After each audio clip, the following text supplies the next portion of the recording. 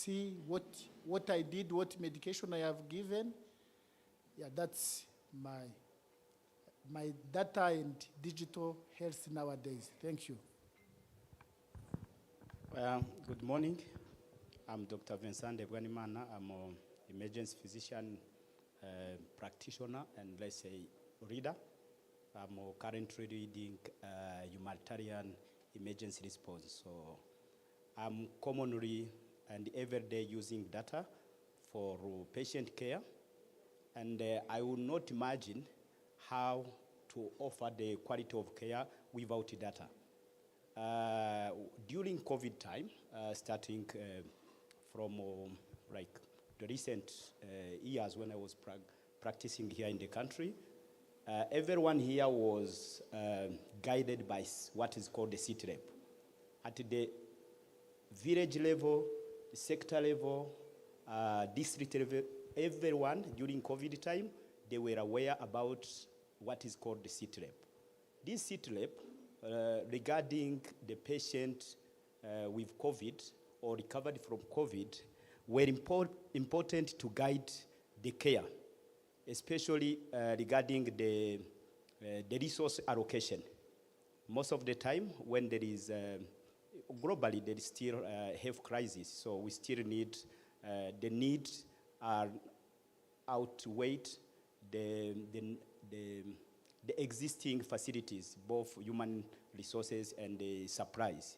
So when we use data for humanitarian crisis, when you are called to respond for anything, as emergency provider, the first thing is to ask how much, how many. So you need to know how many victims you are expecting and how much resources you need to carry. Without those resources, definitely it's impossible to carry any of intervention. Or maybe you will be, your resources allocation will be failed. So when we were discussing about this panel, I was really interested because data-driven for patient care is something which has been forgotten. I'm not that old in medical fields. Those who are older than me, they can tell. Research was something which is forgotten. But currently, there is what is quality improvement. Quality improvement, what do they talk about? How much? How? You needed to answer those questions to make sure that you can improve your care. When it comes to the data and research in general, you just focus on seeing what did I do? What did I miss? What shall I do? So practically, and this exchange, I'm grateful that we are focusing more on research, data collection, and to guide our practice, because it's the only way to go. There is no other pathway. When you don't know the number, it's very difficult to deliver any intervention. Thank you very much.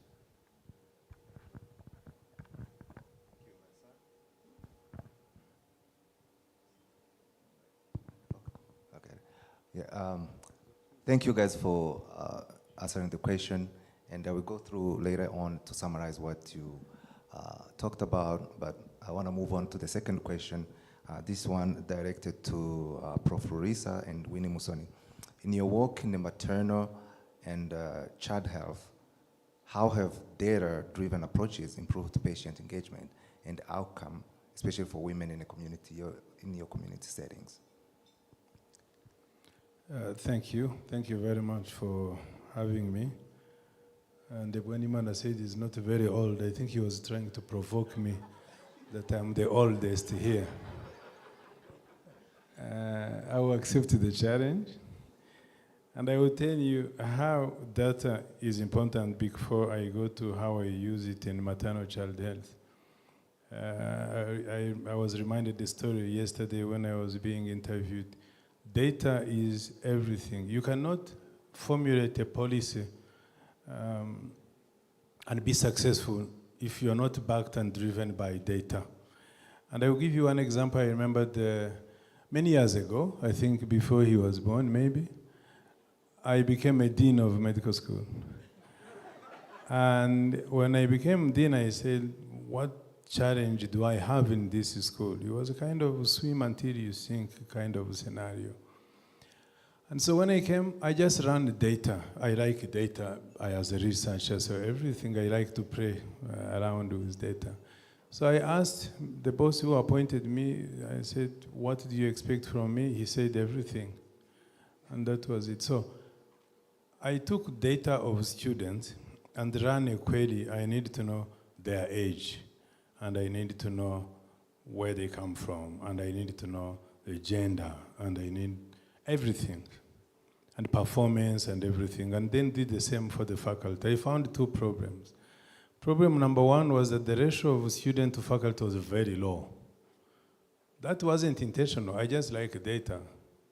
So I figured that was my problem. To sustain quality at the school, I have to increase the number of faculty. Problem number two, we had a very small number of girls in a medical school at that time. I set it up as my personal agenda. This I didn't give it to any of my bosses. I said I have to increase the number of girls in the medical school. This is the first time, by the way, I say it public. So at that time, the number of girls in medical school were 18%. And I put up a policy to increase the number of girls. And within 6 years, the number of girls in medical school were 48%. And many critics asked me that, because I had to change the staff in the middle, and they said, you are bringing in girls, they didn't pass in high school. And I told them, we can only prove this by data. So every year I ran queries of marks, secretary. And girls' marks in terms of performance were not inferior to boys. Girls were performing very well. So then I knew my policy was working, and then I went on to increase the number of girls to 48. I don't know where they are now. I hope whoever came after me kept increasing, but that was my personal agenda that was informed by data, and I saw because of data that was a problem, and I knew that the problem was my problem as a leader, and I had to fix it, which I can say I'm happy I fixed. Well, not to the extent. I wanted to have 65, but I didn't arrive there. How we use data, as a researcher, I can tell you that when we manage patient maternal child health, nowadays, it's almost impossible to have any intervention or any treatment to save lives without being driven by data. It has to be evidence-based. And now, you cannot even manage to have the data without talking to the patient and explaining why. And remember, your level of understanding is higher than that of the patient. That is an assumption. Some patients are smarter than us when they come. But in general, doctors are smarter than patients on average, right? On average. But now patients come and read. They come when they have read about their diagnosis and about disease. So if you have pain and they say, I give you paracetamol, another one says, I give you ibuprofen, the question is, why did you give me that? And you've got to have data to say, this drug is superior to this one. This intervention is better than this one. Clinicians nowadays, you cannot afford to do any intervention without data. And this is why I like research. And the other thing I introduced at medical school was to bring research as a module. When I was trained, it wasn't there, it wasn't known. I had to introduce it as a course. Why? You cannot have best medical practice without having research as a backbone of medicine. Because everything is counting, everything is data, everything is evidence-based. So you can't separate them. Yeah, thank you. So for me, again, as a provider that works in community medicine, family and community medicine with underserved community, how I've been using data to improve patient health is especially maternal care, is managing chronic diseases, especially things like diabetes and hypertension. So it can be gestational diabetes, so it can be hypertension. And again, I think I mentioned that I work with patients that have language barrier and cultural barrier. And it's difficult to explain to the patient that I would like you to monitor your blood glucose for me, and so that you can come back and we can adjust your insulin levels or your blood pressure, so that you can come back and we can adjust your, titrate your high blood pressure medication. So how I've been using it most of the time is with like continuous blood glucose monitoring, or that is connected to our system, so that they can just check they're able to check their sugar, and I can have the readings, or the same thing with blood pressure. It's already connected to our medical records, and they wear the device, and I'm able to see the results. And when they come to the clinic, especially based on what the professor said, we can look at the numbers and talk about them, and be able to also engage the patient and teach the patient about what the numbers mean, and why I am going to change the regimen that we were using, and why that will be effective. So that's how I've been using it in my field. Thank you. Yes, I said, great. That was for you and Professor Risa. And you did touch some of the question that I was going to ask next. And this is, what role do health literacy and shared decision-making play in maternal care? And how can we ensure these are appropriate and patient-centered? I think you did mention these, language barriers, and Dr. Risa mentioned as well how data drives these policies and helping in the decision-making. I think we touch all these points. Maybe just one last question, so we can, if somebody have a question, can ask, so we can move on to the other panels as well. I don't want to take too much time.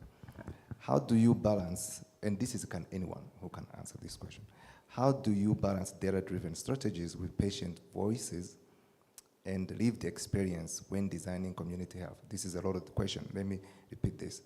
How do you balance data-driven strategies with patients' voices and lived experiences when designing community initiative?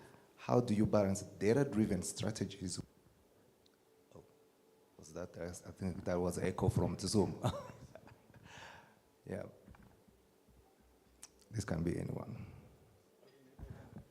I want to come back to the question she said about diabetes. Let me start from there. These are the patients who have chronic conditions, and in several countries now they have even their own associations, and most of the interventions and treatments can be online. And you've got to be extremely careful, because not everything online is accurate. And so some of the interventions you find women associations or diabetic patient associations, and they all write stuff and put it there. And so if you have to balance this voice, you do not need to discredit the voices of the patients, but you've got to balance it using evidence-based data. I mean, if a patient comes and says, but I will use my data from clinical obstetrics in family planning, for example. A woman comes and says, I come for contraception, but I don't want pills because they said pills have this problem. And I can't say no, but I ask, who told you? He says, my neighbor or my sister took it, and this is what happened. And you can't just say it's not true, because it is true, it happened to that individual. So you can't just say, well, that's not true for you, I'm going to do this. You've got to use evidence-based data. You say it happens in 10% of people, you're not likely to have it because. And you can only argue the patient voice, or at least balance it using data. Now, if you are a clinician who can't have data, you get stuck. Because the patient will say, I think you don't know what you're saying. Me, I know, I read it. My sister told me, my neighbor said so, and it is on the website, the newspaper said. if you don't have evidence, you run short of ideas. So it's very, very important to balance patients' opinions with the science and data. Thank you. Very good, thank you. And that also builds, you want to add something? Yeah, that, Yes. I wanted just to say that also build the trust between patient and their providers. Yeah, and I totally agree with you, and I think I will add that back to trust and using data. It really, I found that for me, it really helped me when I used their own data, where maybe like I was telling them, well, let's look at your BMI. It's true this happened to your sister, but maybe your BMI is different from your sister's BMI, or you have these other health conditions that maybe your neighbor doesn't have. And I totally agree with you. I'd always have to answer so many questions based on that it worked for so-and-so who I know, or even it worked for my mother, and we have the similar genetics, and I'm afraid that it might not work for me. So the challenge, like you're saying, is I just have to lean on their data and telling them about their facts about, your age versus your relative's age or your mother's age, and building that trust. I've always seen that when I engage with patients and have conversation with them, rather than telling them, I'm the provider, I know better, but using data and showing and having these conversations with them, like answering their questions, this is why it might not work for you. Maybe again, based on their demographic or based on their medical history. Then they engage, and I think it's through that engagement that I'm also able to hear their fears or their reluctance to the regimen that I'm suggesting. And whenever we have those conversations, and I'm able to answer their whys and their questions, and trying to make sure that we leave no stone unturned, then I have found out that they're more willing to adhere to treatment, because I always say that we can sit in the office and I can talk as much as I want to talk, but I'm counting on them that when they go home, they can practice what we talked about. And I've only found out that they will practice if they felt that I had their voice. So it goes back to that trust and hearing their voice, and allowing them to, making sure that they feel heard. And I think it also goes back to something that we talked about, like health literacy. I think you mentioned on that. Yes, exactly. Yeah, about health literacy. I have seen that there's a lot of pushback when the patient does not when they don't understand. Like, health literacy has been hindering treatment adherence, at least in my field. And I have found out that when we increase that health literacy, then that also increases adherence to treatment. Treatment and trust and a lot of engagement. So yeah, personally, that is how data-driven research has improved care in my field. All right, thank you very much. So we'll take one or two questions if you have a question for the panel.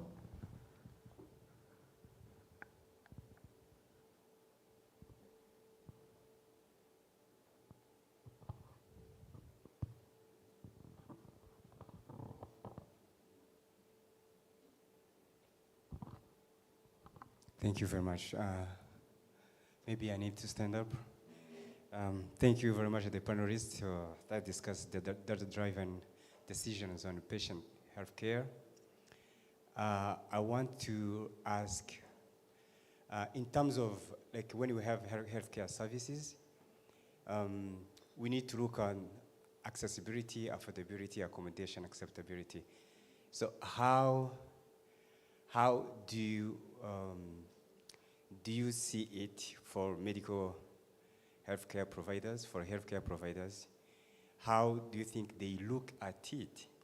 Do they have maybe time to look at it? Or are they capable? Or maybe a doctor is very busy treating patients, prescribing medications, and he doesn't even know if the patient accesses the service. Thank you.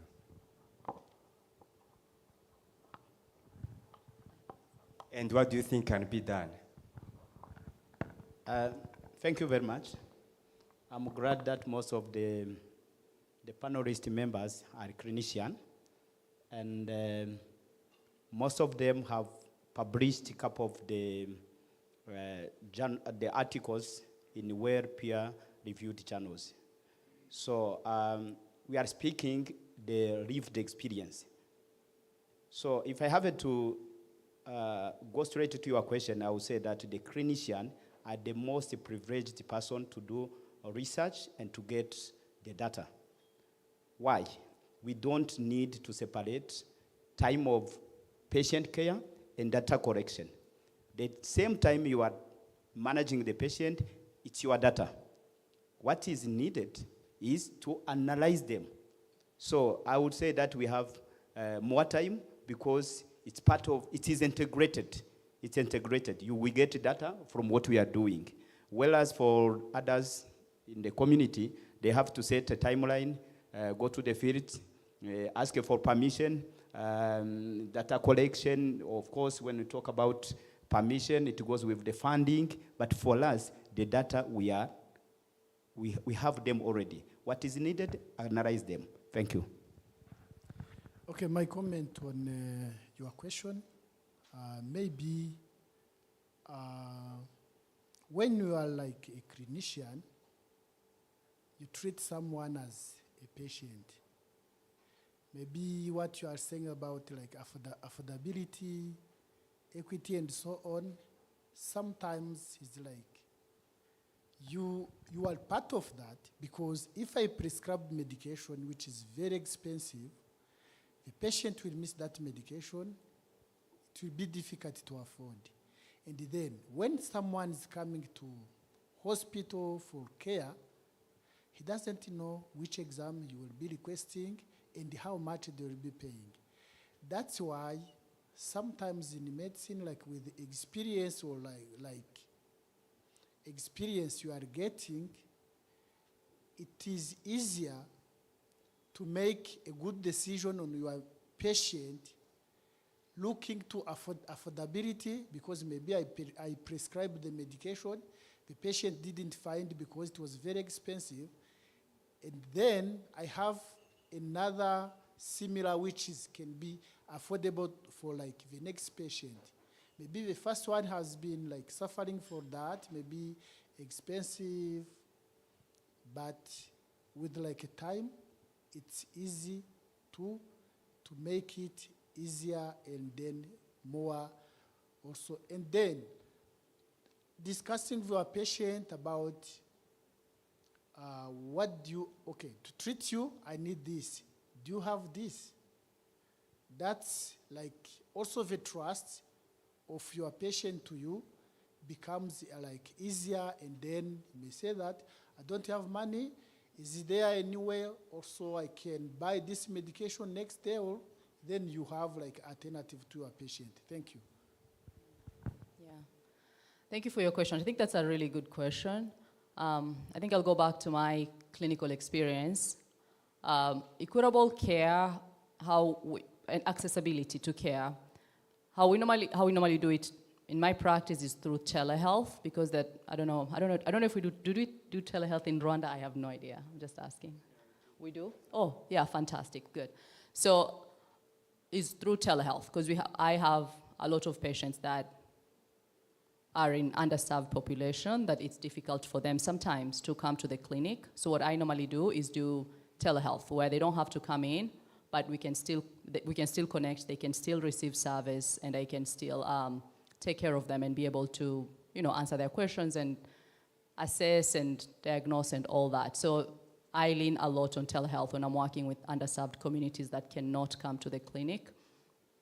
And I think also, I think I'll go back to that when it was asked about affordability, going back to the community to try and teach them about how to use these tools. For example, telehealth. When I deal with the geriatric population that does not know how to use telehealth or how to use the apps. So I think somebody again was talking about using other people in healthcare. So for example, using nurses to teach some populations that don't know how to use telehealth, teaching them how to use telehealth or how to use apps that can help them to be able to afford care and also have accessibility to care. So I feel like that's where I normally lean a lot on, which is like data and digital care. Thank you for the panel addressing the question. I want to just quickly sum up. Oh, this one. Oh, yeah.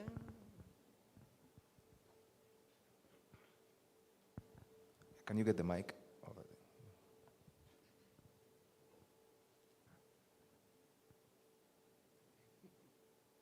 Puff, you have a question? Because I want Mike to show you. My question's simple. It's something that I'm really interested in, the area of health literacy.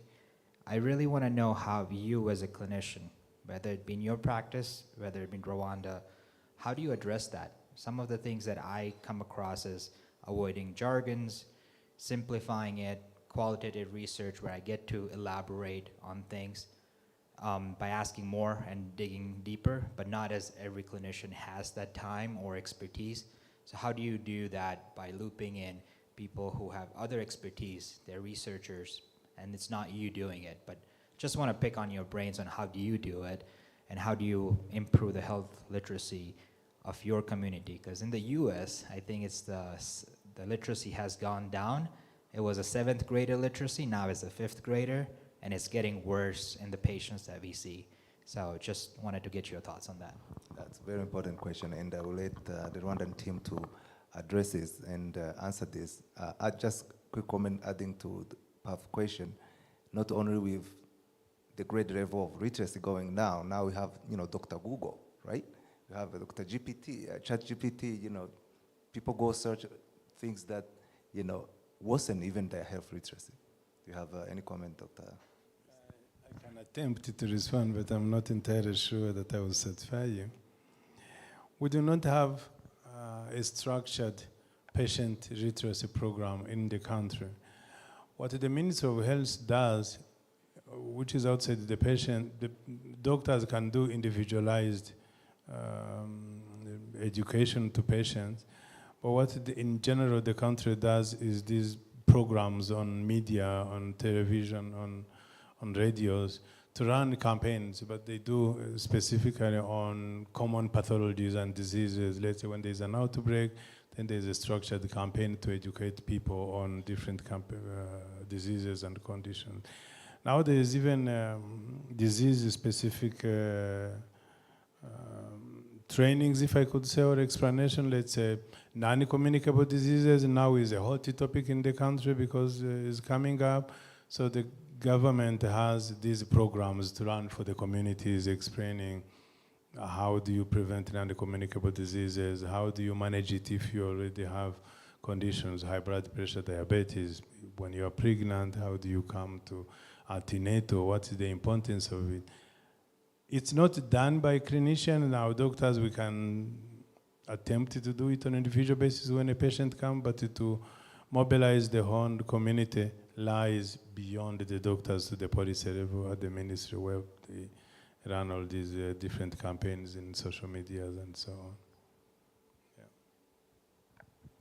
Thank you. And as we sum up, sagging away from Puff question, maybe this is another area as well that data can be collected to know the level of health literacy, and going from the data that we have, then to see how the education can be focused. But I know we have, in Rwanda, there's community, how is it called? Community healthcare workers. Is it healthcare workers who go in the communities, try to educate some educators as well. So we heard from the panelists how data is leveraged to treat patients through their demographic.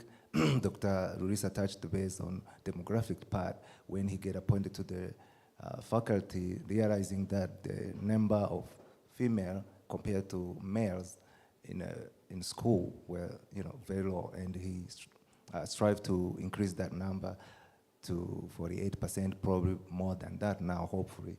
And we discussed how data also can change the policy. Going from the question again, if we have the data of health literacy, that can also help changing the policies, influence the policy in that way. And Vince, Vincent and Apolline discussed in the line of work in terms of emergency medicine, how they relied on data during COVID to treat patients.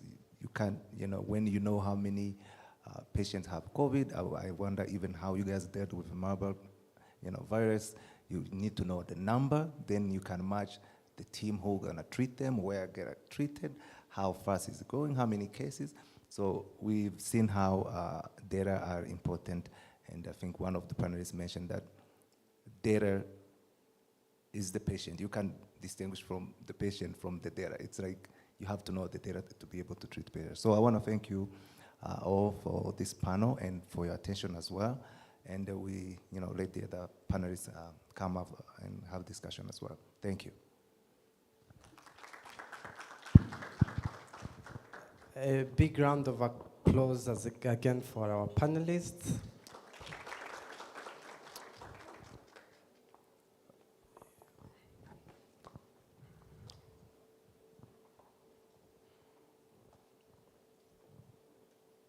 I think they've done their best to make us go through how we can improve our community health with the available data. And from the past experience with all the pandemics and everything that have been happening, we've had that chance to see and value the data that we have been wasting for a long time. And now allow me to welcome the next panel, which will be headed by Divine Iradukunda. Kindly reach out the podium, Divine. Divine Iradukunda is a pharmacy student level 5. She will be chairing a panel on expanding access to safe prevention, therapeutics, supportive care through multi-sectoral global collaboration. So I welcome you all to be attentive through the session. It's going to last for over 35 to 40 minutes. And if you have questions, we'll have like 2 minutes for the questions and answer. And you are welcome through the session. Divine, the floor is yours. Thank you very much. Good morning, everyone. I'm honored to be here. As they said, I'm Divine Adukunda, and I'm a final pharmacy student in the University of Rwanda. And I'll be a moderator for today's second panel. And it has a term which states expanding access to self-prevention, therapeutics, and supportive care through multi-sector global collaboration. So you understand it will be a good panel discussion. And I would like to invite our panelists, Dr. Christian Izmira, please welcome. Dr. Sad Goga, Dr. Elad Judengamanzi, Dr. Hippolyte Muhire, Dr. Lucien Zairata, Mr. Alista Muhire, and pharmacist Lambert Kadende. Please welcome.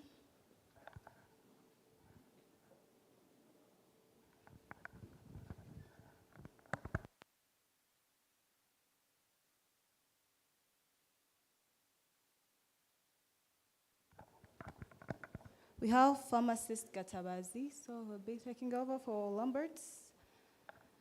Thank you very much. And as I say, today panel title say expanding access to self-prevention, therapeutics, and supportive care through multi-sector global collaboration. So as we understand, we're going to see how different sectors like health system, government, sport, private companies, and civil society, how they can work together to improve access to health and to care. So I'm pleased to have you all. And as I will ask questions, I would like each panelist to briefly introduce himself as he answers the question I'm going to answer. And I'll start with Dr. Sad Goga. Dr. Sad Goga, please, can you help us to understand from your clinical experience as a cardiologist, and who has observed different practice in multiple countries. Can you help us to understand how regulatory delays and variation across countries impact access to essential cardiovascular medicine or devices for your patients? Thank you very much.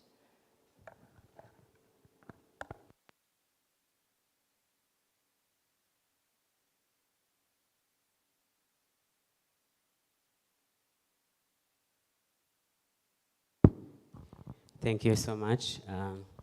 As I said before, my name is Ngoga Sad. I'm an adult cardiology fellow at University of Rwanda. I'm currently working and rotating at King Faisal and RMH. Thank you for the question. Through my experience over the years, I'm an internist and also a practicing cardiology fellow. I have encountered different problems, I guess, coming to how my patients access therapy, especially cardiovascular therapy.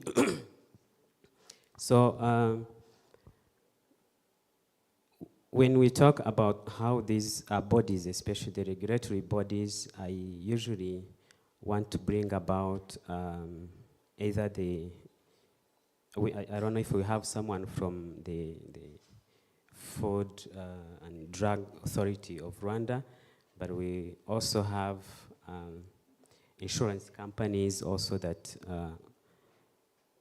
affect or at some point impact how our patients get treatment. So I think if we cannot just compare from what I have seen in abroad countries, they have technologies and they have these bodies that are actually very effective and very fast in implementing and taking decisions whether to approve medications, to approve equipment. It's really fast. But when it comes to our practice in our countries, we usually rely on the data from those countries. And it takes time. It takes a lot of time to get the same treatments that people from the West get.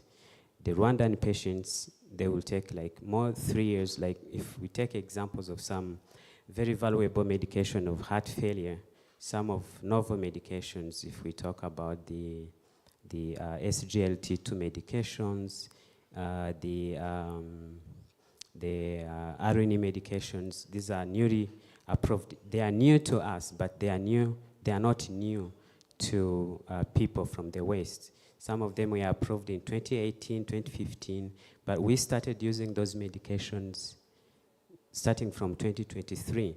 And when they come to us, they are very expensive. Patients cannot afford those medications, and it's really a challenge. Another challenge is that we also have other brands that can help actually support those expensive European brands from India or somewhere. But when they come to our country, they have to go through processing, through to be approved, to be tested. And these processes, again, because of the capacity of our regulatory bodies, the samples have to be, again, taken to outside to be analyzed, and then they come back. So we do talk to medical representatives as clinicians, and they will tell you, I just submitted my proposal for my medication, but it's been a year, it's not approved.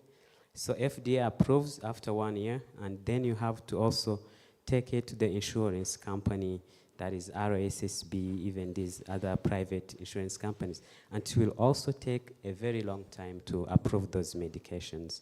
And in the meantime, our patients are really suffering and not getting enough medications. We are also lucky enough that we have the community insurance that support our patients from the villages, the poor patients. But unfortunately, again, these insurances only work in the hospitals. They don't work outside the hospitals. And when you go into the hospital stores, the hospital pharmacies, These medications, even though they are on the list of essential medications, they will not be found in the hospital pharmacies.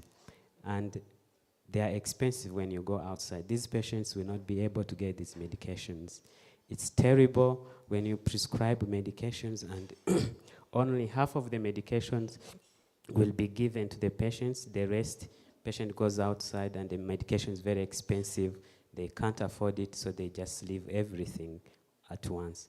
It's a challenge. So there are so many challenges, even to diagnostics. We follow post-operative cardiac surgery patients, these ones who have got valve replacements and everything.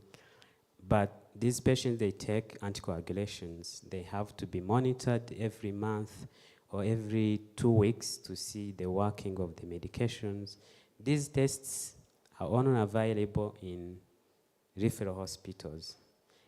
You cannot find them in other hospitals. And the stockhouse of the tests kits are always the problem. So it's really challenging. Most patients die from complications of valve obstructions, bleeding, and it's a challenge. So I guess if the authorities, the insurance companies, the hospital administrations can able to work with clinicians and also try to put the patient's life forward, I think we can actually work around it. But for now, it is still a problem. Those are the challenges that I've already seen from the authorities to the patient receiving care for cardiovascular. Thank you. Thank you very much, Dr. Ngoga. And as they said that there is these challenges, processing and the rise in the regulatory authorities. And these things has been like, it's causing a treatment interruption and limiting access to life-saving cardiovascular medicine. But as we know, where we know challenge, as in we have known the challenge that there is there, I think we can find a solution. If you know the challenge, you can find a solution. That's the best thing, that's the first step, knowing that there is a challenge. And thank you for letting us know the real world insight on that. And I would like also to shift on the pain and symptom relief in oncology and palliative care and goes to Dr. Christian Hizimira. And I'd like to ask you, given the critical role of pain management in oncology and palliative care, how have regulatory framework, especially around controlled substance, impacted the ability to provide equitable, timely symptom relief across different settings? Thanks, everyone. As you say, my name is Christian Izimira. I'm Executive Director of ACREOL, which is an acronym of African Center for Research on End-of-Life Care. It's a non-profit organization based in Rwanda and focused to increase evidence based on palliative care and end-of-life. My background is a palliative care physician and also global health and social medicine. Based on your question, and just want to reflect what my colleague was saying about we say access to treatment and how that will impact, and especially for one of my specialty is very complex because most people, when we talk about palliative care, they think you talk about end-of-life care. They think you talk about death. But the good news, we all die one day. So that is the good news. We will die one day. So there is, for me, it's a good news because no one will escape that. Whatever medication we'll use, no one will escape that part. So, but that came also from the understanding why people using about mostly pain control. For my previous experiences in palliative care, I've learned two things. Treating the disease and treating the person are two different concepts because you can treat the disease without treating the person. But if you treat the person, you have much more better chance to treat also the disease. And mostly our training in medical school is mostly focused on treating the disease, but not necessarily treating the person. This is why one of the person was commenting about, do we have time to review about doing research? Do we have time to know about A, B, C, D? That came also for a culture to know how do we treat? the patient. When we see a patient, do we see the disease or do we see the person? If you see the person, then you need to understand and focus also about the ecosystem of the person. And that is something really important because that also impacts on the accessibility and what you mentioned, accessibility and the availability also is two different things because the medication can be available, not accessible. Sometimes it's accessible, not available on that concept. But for pain control, the framework is really important and for experiences in Rwanda. For those who didn't know, Rwanda became the first African country in 2011 to launch the National Palliative Care Policy, Implementation Plan and Strategic Plan. And that time, the quantity of morphine was using, it was 0.2 kilogram of morphine. And 0.2 kilogram of morphine, if you see, may treat almost, let's say, 27 people. If you go in oncology, let's say 3 to 6 months of a patient. But since we had the policy, and the policy, part of the policy was accessibility and availability of morphine, it changed completely the paradigm of how pain control must be done in Rwanda. And now Rwanda produces its own morphine syrup, 5 milligram to 5 milliliter, 1 by 1, which is now accessible to all district pharmacies. And now we need to quantify it, but based on the research we've done in 2011, Rwanda needs approximately 97 kilogram of morphine per year. But we moved from 0.2 kilogram of morphine to now we are almost on between 20 and 25 kgs of morphine a year. We still have a gap of 50 kgs of morphine, but at least there is a big step have been done. And I'm really encouraging, again, my colleagues working in district, teaching hospital, please, pain, it's something really need to be treated because I think is really important. And the people need to treat pain according to the WHO leaders. So I strongly believe about the framework is really important. And from my experiences, have those access to morphine, it's really important. It's why I'm saying, even if you want to say, come back on the treating the person and treating the disease, but sometimes my experience is when patients come on my consultancy and say, oh, I have pain, as a physician, the first things you think about physical pain, but it's not necessarily physical pain. Pain needs to be assessed. Sometimes it's physical pain, and sometimes it could be social pain, psychological pain, and even spiritual pain. So morphine itself as a medication could not be the solution for all the total pain we are mentioning. The pain needs to be assessed, and when pain is assessed, then pain will be treated. So we can go on over medications and complaining that there is no access to morphine when we're not assessing when we're not assessing pain, and we know which part of pain are we talking about. So that is part of my experiences, and that's what I can share about it. Thank you.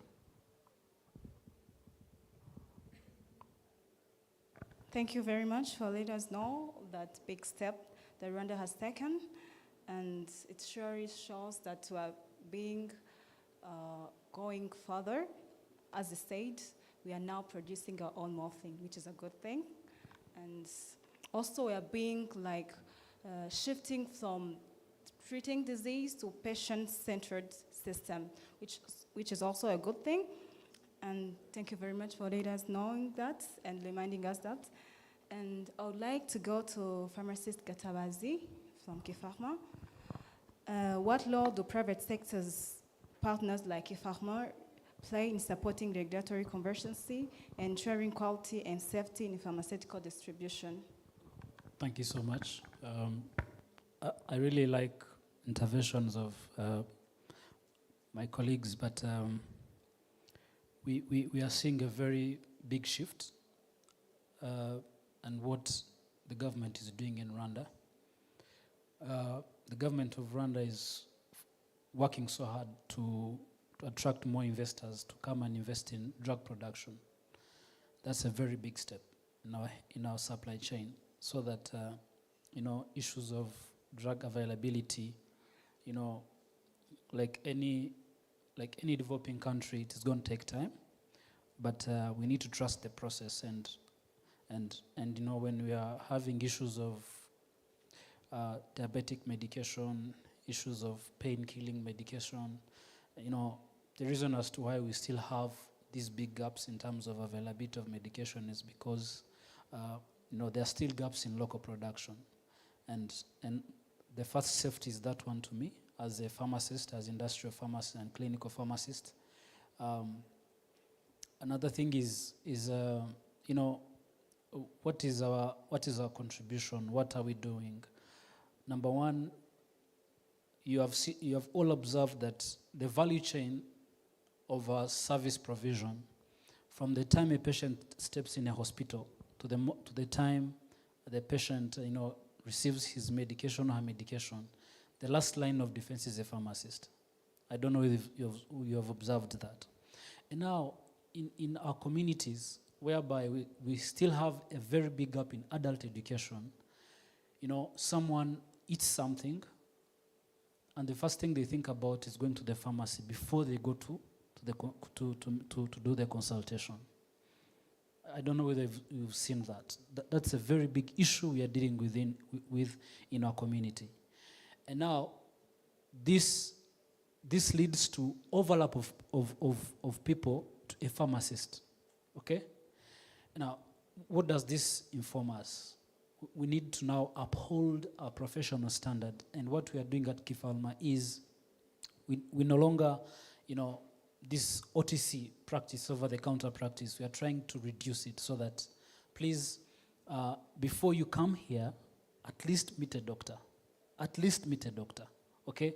I know people sometimes are too lazy because of long queues at the hospital and the clinics, okay? And they say, no, if you have something, I feel I have, you know, food poisoning, you know. How do you know you have food poisoning? And I have headache and I have, you know, high body temperature, and we need to know what is causing this, you know, elevated body temperature. So we need to, you know, address those professional gaps so that we keep being, you know, more relevant, and our part of safety is complying with the Rwanda and Food and Drug Authority, so that we help each other to harmonize, to maintain our supply, you know, our value chain of treating patients. And another thing is we have made great strides, like the Rwanda FDA. Now we are at you know, level 3 of the World Health Organization in terms of regulatory, you know, procedure. And there is something called the East African Regulation of Harmonization of Regulations, whereby we want, if a specific medication is recalled at an international level, I can easily know that this medication is no longer relevant on market. And if I have a specific batch in my shelf, I immediately examine, okay? And then do a recall immediately. So at the international level, if they say it's an example, and we say Novorapid, you know, is recalled because this specific batch has specific issues, okay? Immediately in Rwanda, we know that this batch came in Rwanda, and we are going to comply with that standard and say, let us recall it and investigate and know the issue that is there, isn't it? So now, what the government of Rwanda now is doing, we are trying to harmonize our regional regulations with the international regulations so that the regulatory book is uniform for all of us. And that is very, very important. So when you talk about safety and converging all these disciplines, that is what we are meaning. Yeah, thank you.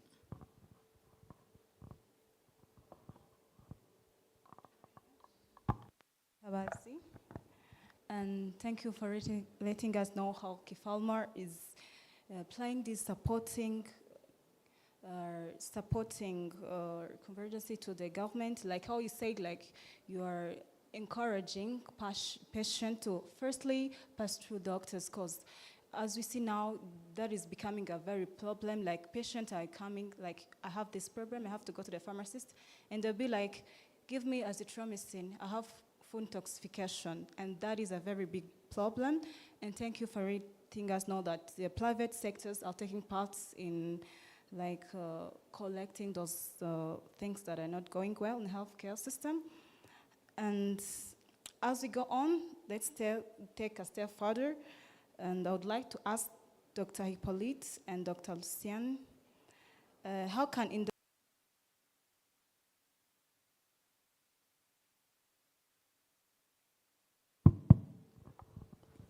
Okay, thank you for the good question. As I said before, I'm an alumni of Rwanda Jefferson exchange program. I'm called Dr. Hippolyte Muhire. I'm a pediatrician. Currently, I'm serving like mainly in 2 different roles. I'm a clinical educator. My daily business is I'm working with residents of obstetrics and gynecology, helping them to reach their wishes of becoming good obstetrician, good gynecologist, taking care of mothers as well as of babies. But also, on the other hand, I serve as an advisor on the board of Rwanda Medical and Dental Council. And this will help me to navigate your question where you are asking about the partnership between the industry and the other partners so that the public feel protected. And being a pediatrician, I would like to use this comparison. When we are talking about the partnerships, it means we have a relationship between partners. We have partners from the industry, and we are having partners also from the other side that can be the consumer side, it can be the healthcare provider side. And like a child, a partnership is born or is created, a partnership grows, and a partnership, while growing, it goes through different levels of growth. And a partnership comes sometimes, if it is not renewed, it will die. And through all those processes, there should be like something like a check and balance.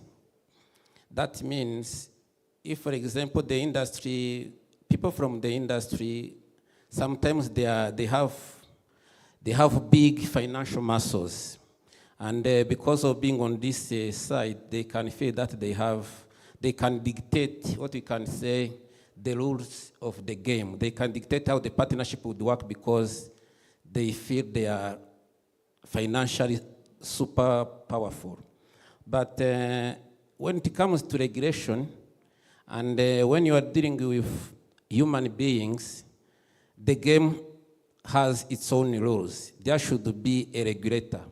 That the regulator will come in as an objective person. For example, for those who love soccer or football, to have a good game, you need a good referee who is making objective assessment of the situations and coming up with good decision making so that his decisions are not favoring one side and having a bad impact on the other side.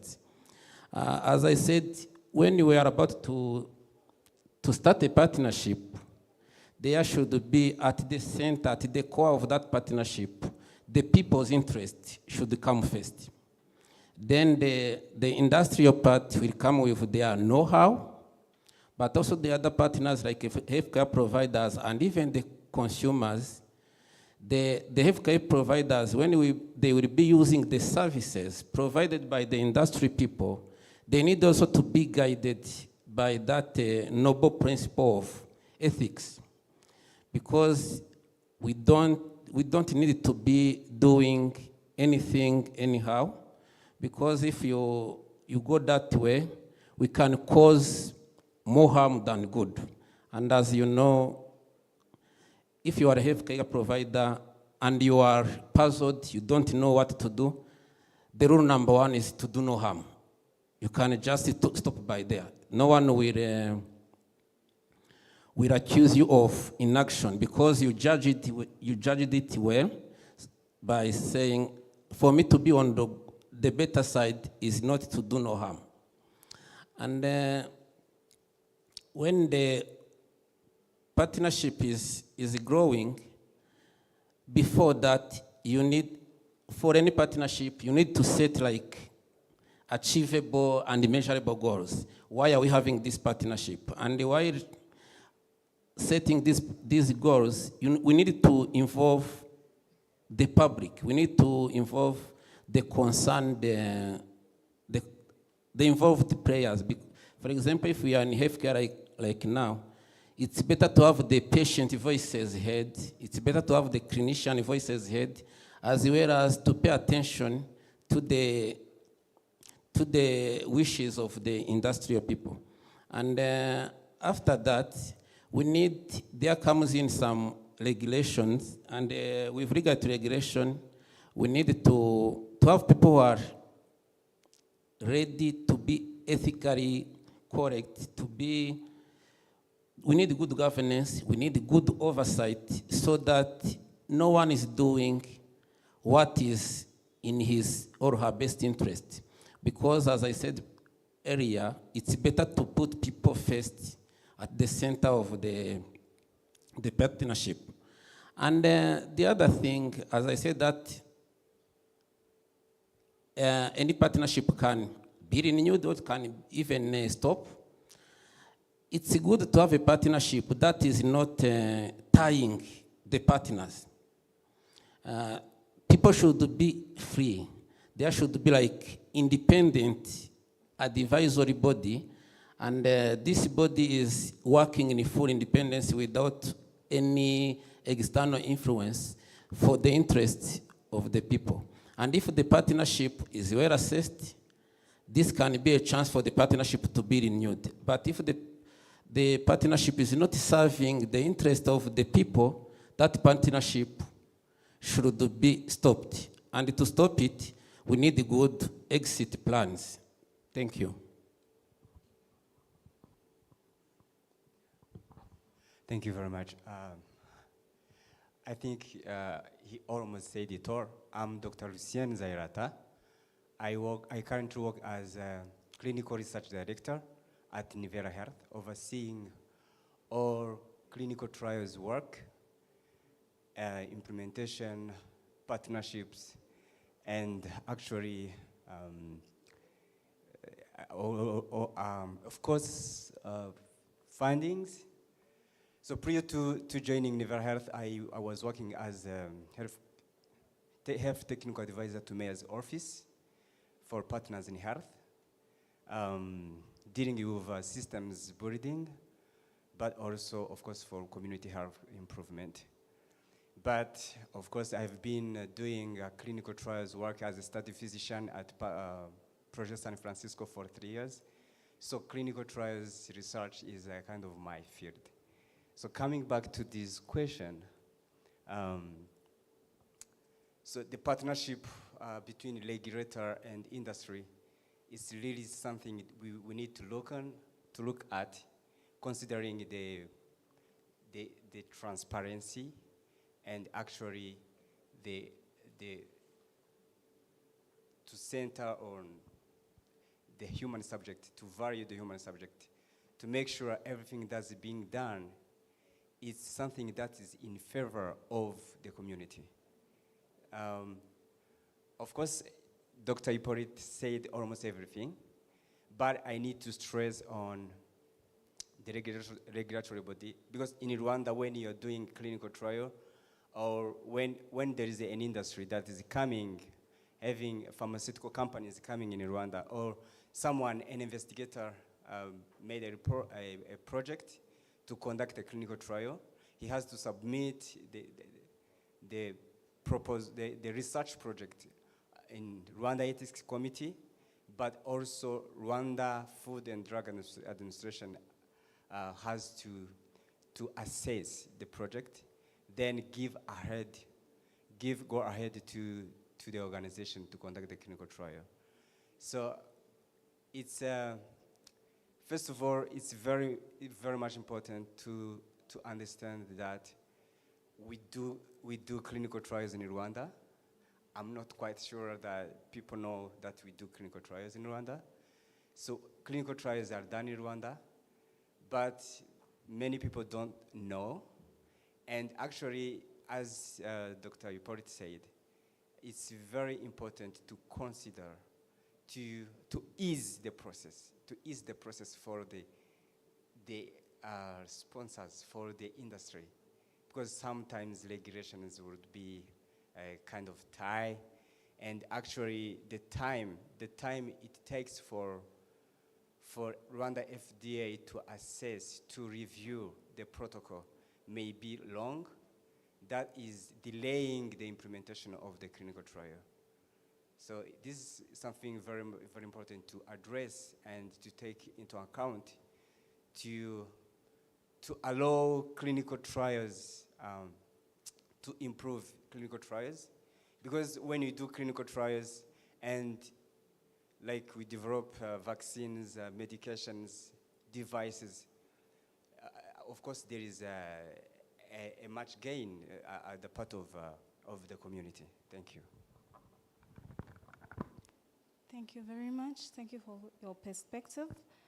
And as they say, this shows that having a clear framework and a trust, a building framework that do no harm, but only what is in the best interest of the people we serve, are the key to successful public and private collaboration. Dr. Lucier, as you still hold the microphone, can you also help us? I'll address this question to Dr. Lucier, Dr. Christian, and Saad, if you have what to add on. How can reliance on established regulatory authorities be balanced with building strong national regulatory system? Please continue.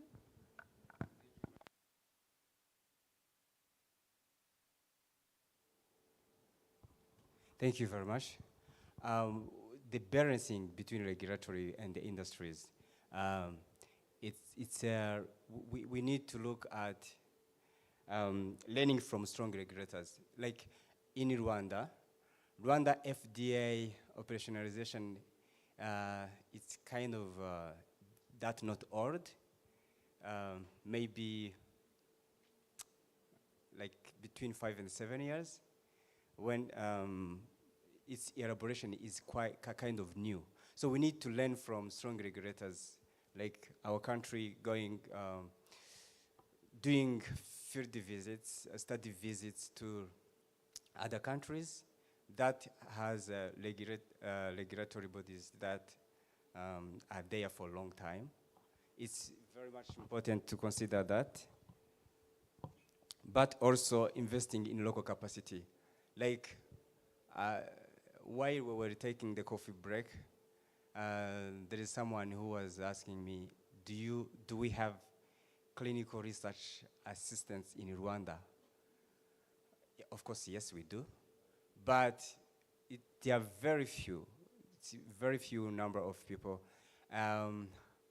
Maybe this is something Thomas Jefferson University should look at, because training clinical research assistants to be able to conduct clinical trials, to monitor clinical trials, but also in Rwanda especially, we need to make sure what we do in clinical trials is really known, and we need to build the capacity building of our healthcare providers, of our communities, of pharmacists, in terms of like clinical trials, but also people need to be aware of regulatory policies that are in place to make sure everything is really going smoothly. As I said before, to rely on regulatory body, like we also need to understand this pharmacist representative of Kifarma. He was talking about over-the-counter medications. In Rwanda, I need to say this. I think the accessibility, the number of medications that are being provided to the community is maybe is high. like we need to limit the number, like antibiotics. Someone has a headache, he runs in the pharmacy, he says, oh, I have a headache, I have a malaria, give me Coartem. And people will say, oh, take Coartem. So this is also something we really need to look at and to make sure it's not something that has to continue this way. I'm sure there are other many points.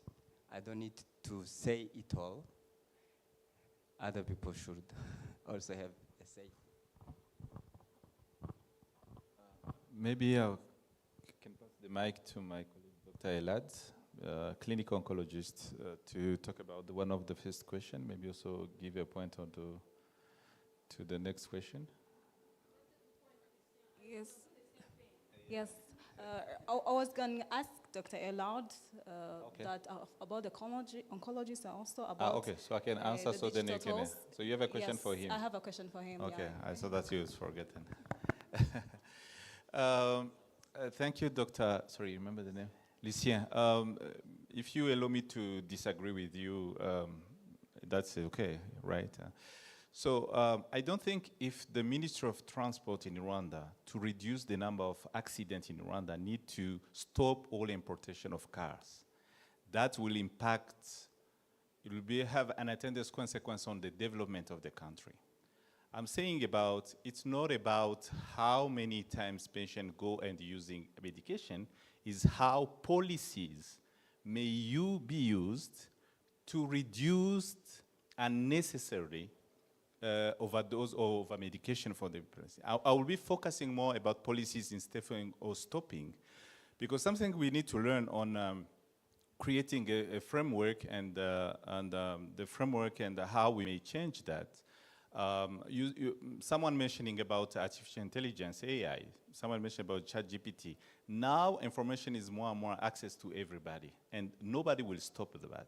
So, but policies may guide people to know exactly, if you have a strong policies, like for now, if you want to reduce the car accidents, you reduce the speed, of the car.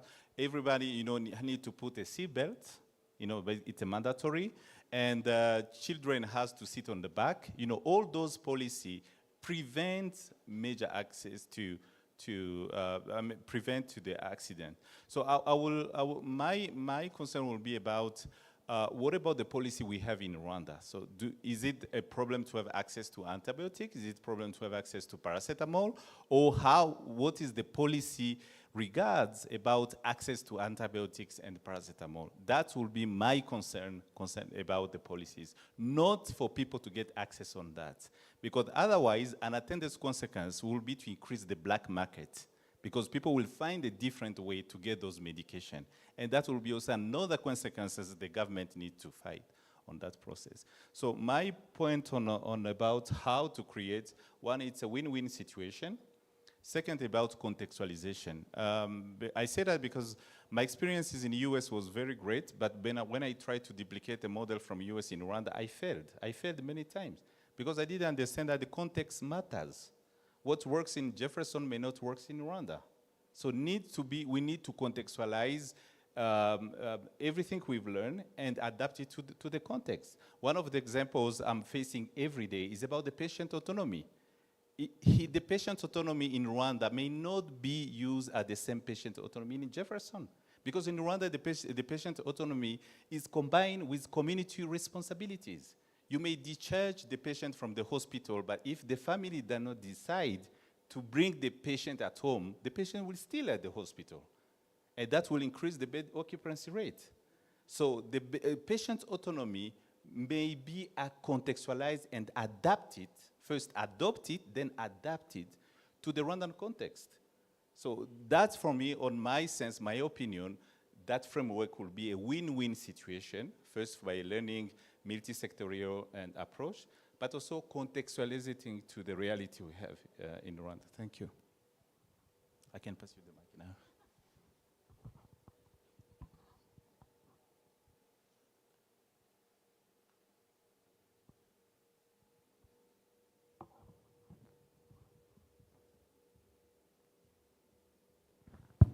Thank you. I just wanted to just add a few points on how can we leverage actually the reliance on other regulatory bodies to actually help our patients. I have a few examples in my practice. We have we have a concept, I think it's known everywhere, how to reuse materials like we use in the hospitals.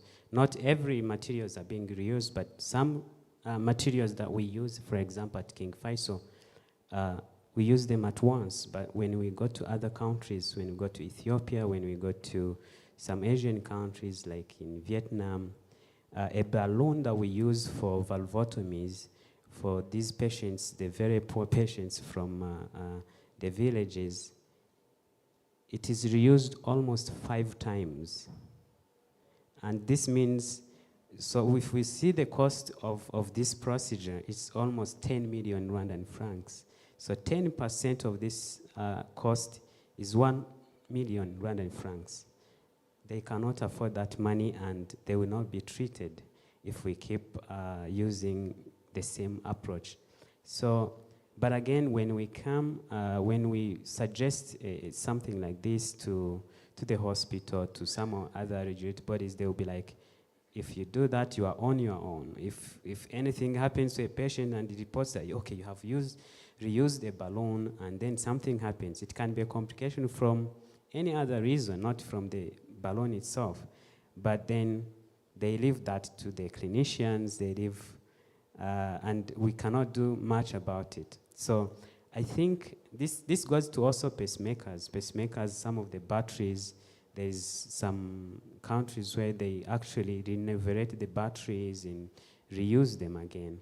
After it expires, then they clean it, they recharge it, and then the same patient uses it without buying a new battery.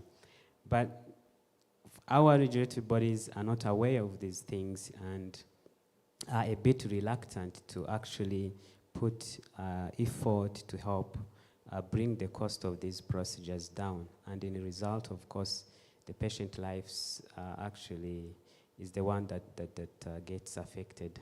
So I hope any of us can add the advocacy to that, and in the future we can achieve those milestones. Thank you. So thank you very much. So we're going to go to Dr. Elad. And please, can you give us an insight on the first question about in oncology, how the regulatory framework impact the ability to provide equitable care, and also give us an insight on what role do you see digital tools or data sharing platform playing in improving global regulatory collaboration and equitable access? And on this second question, I'd like also to invite Dr. Hippolyte and pharmacist Lambert to add on after Dr. Elad. Thank you so much. As they said, my name is Elad Ruyengamanzi. I'm the Director General of Butaro Cancer Center, also Butaro Level 2 Teaching Hospital. Also, I'm an oncologist. As they said, in oncology, all related to palliative care, the accessible, the equitable. I want to repeat what Dr. Christian said about the low usage of painkillers, because we feel like they are bad and they cannot use. As he said, even the last decade research showed that Africa, sub-Saharan Africa, used 3% of morphine, and overall morphine used in the world. So we are very lagging behind, and that's what missing in equitable. When we mean equity is everyone who has the pain has to receive the painkiller, and if they are not getting it, that's a problem. But in the way of using it, there's my fellow panelist has said more about the regulation of Rwanda, the regulatory of non-profitable organization, the regulatory of pharmacies. Everything work together to improve that. At least now the knowledge is there, what to use. So, what my insight is, it is this time of the 2025 and go above to the collaboration now. The collaboration between the universities, the hospitals, the Ministry of Health, the Ministry, the Rwanda, to work together to work what is best for our patient. How can they get it and get it anywhere they can go. Not to wait to come to Butaro to receive morphine. It doesn't matter where you get it, where every doctor can prescribe it. And it doesn't matter what they say, Dr. Christian said, it's not about the end of life only. Even the time they need it, because there are guidelines to prescribe it. So the insight on that is this is the time of collaboration. And collaboration to every angle. Now we are conducting the research to integrate the palliative care into the community. Rwanda population is growing, and not growing to get many, but growing as age. And as they're getting older, they will get the NCDs, cancers, and all of it. If we don't work now, in 10 or 20 years, we will suffer, because we're thinking now, like in our hospitalization, 70% are NCDs. If 70% of our hospitalization is NCDs, that means that in 10 years can get even to almost 100. If we don't do the collaboration now and see how the framework, those medication will be obtained, it will be a hard problem. And another thing is those innovation, how to bring these things down to the community, to build it from community and up. The second question about the data and I think AI and how it can help this. This is a good question, and this is it will open a lot of debates because this is the time. The data now help to make decision. I'll give an example. 3 of the students at UGH did the research at Butaro. Then they find out, despite all the government put at in abana bafashwe ku ngufu,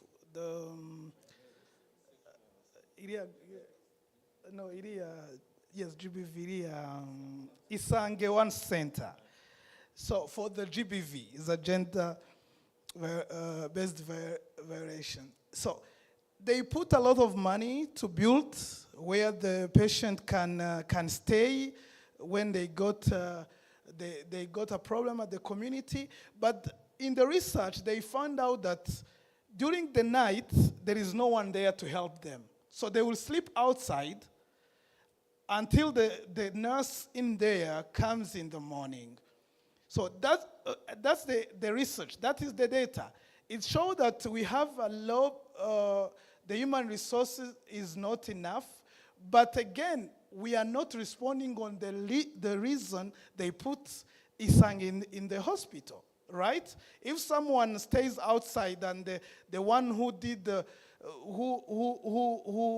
who did the evaluation on that kid and come to find it outside, it's a problem. So this is one example how the research, how the data can help to correct and to improve the service. On the AI, I was saying it's the time the doctors doesn't write everything when they are consultation. There are AI models that have been built. What you talked with the patient is written directly on our open clinics where we are doing. This is a time to adopt it. I know there's a lot of discussion around the AI and the usage, but that's one of the many things we can use in. Thank you so much.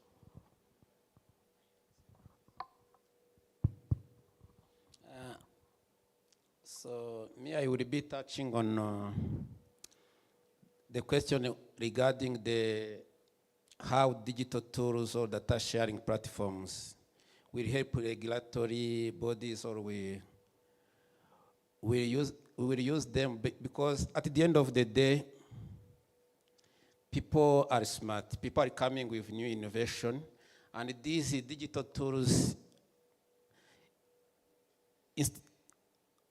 where they are digital tools, but before being digital, they are tools.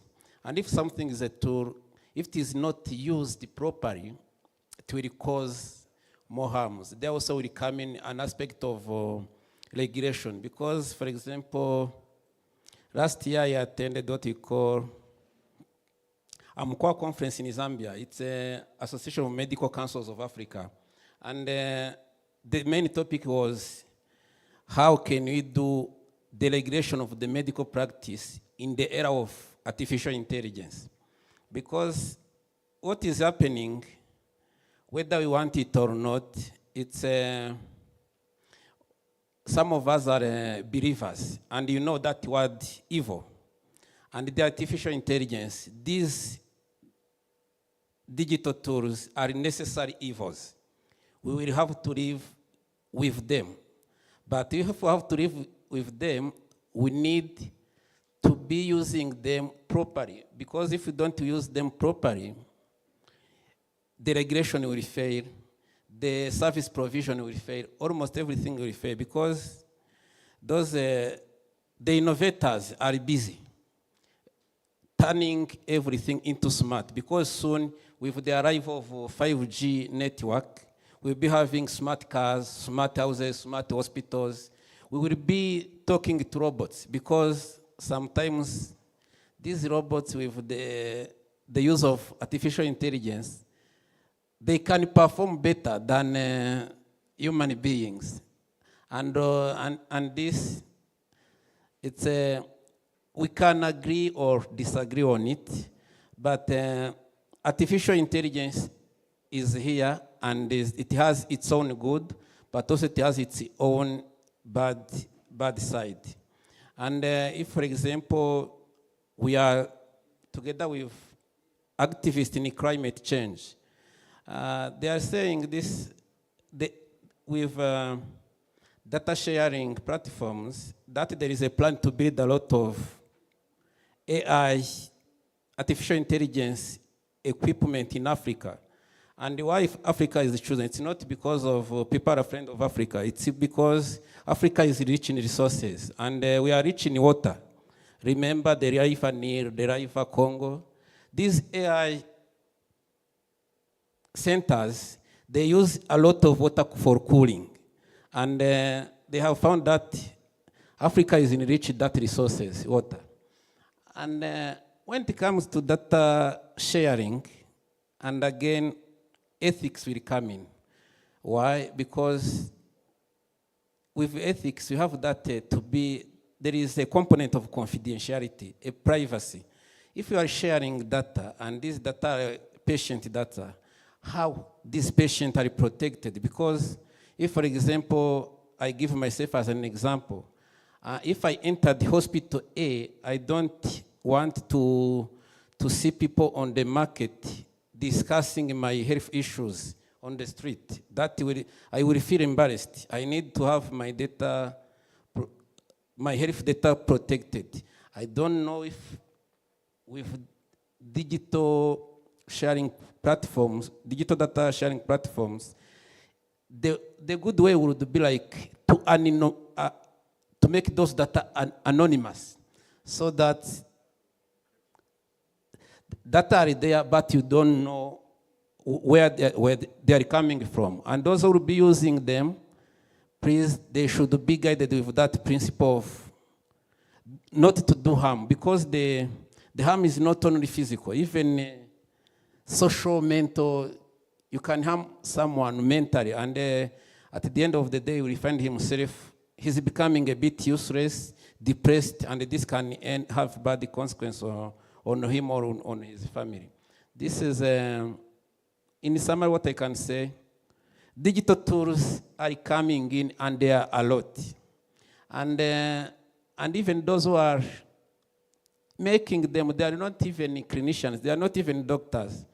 What they want, for example, I don't remember his name, but the guy who made the artificial intelligence open, I read that is one of the richest man in USA.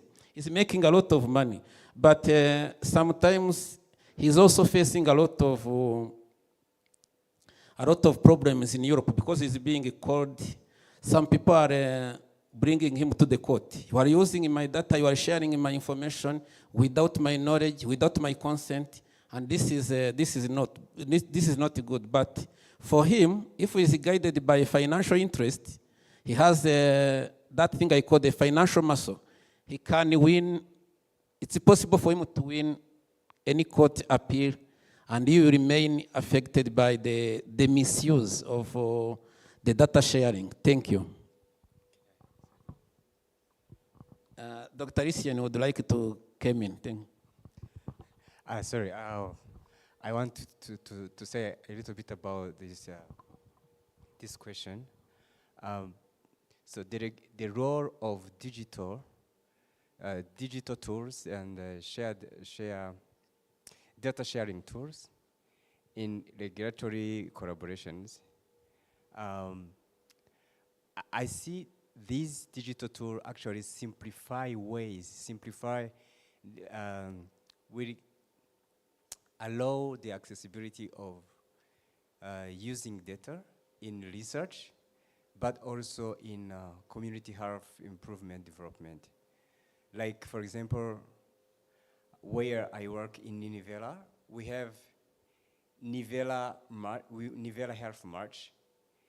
It's an AI-based tool that will help the easy accessibility of data in anonymous way for the investors, for the pharmaceutical companies to have a quick data and come to implement clinical trials in Rwanda or elsewhere for those people who would be using the Nivela Health Trial March.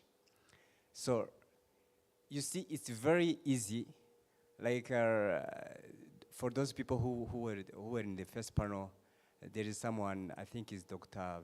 Vincent, who said that we were paper-based. I think.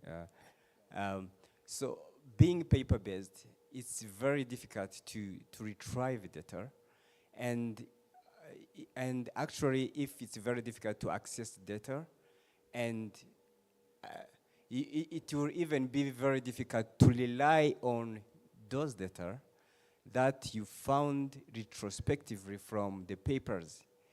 Someone may have errors while entering the data, but also the way he got the data is very difficult. So I see that this digital market is very, very much important to this industry, to these regulatory bodies, to these, for these days, to advance health in the community. Thank you. Thank you very much. You can pass on to Dr. Pharmacist Gatabazi.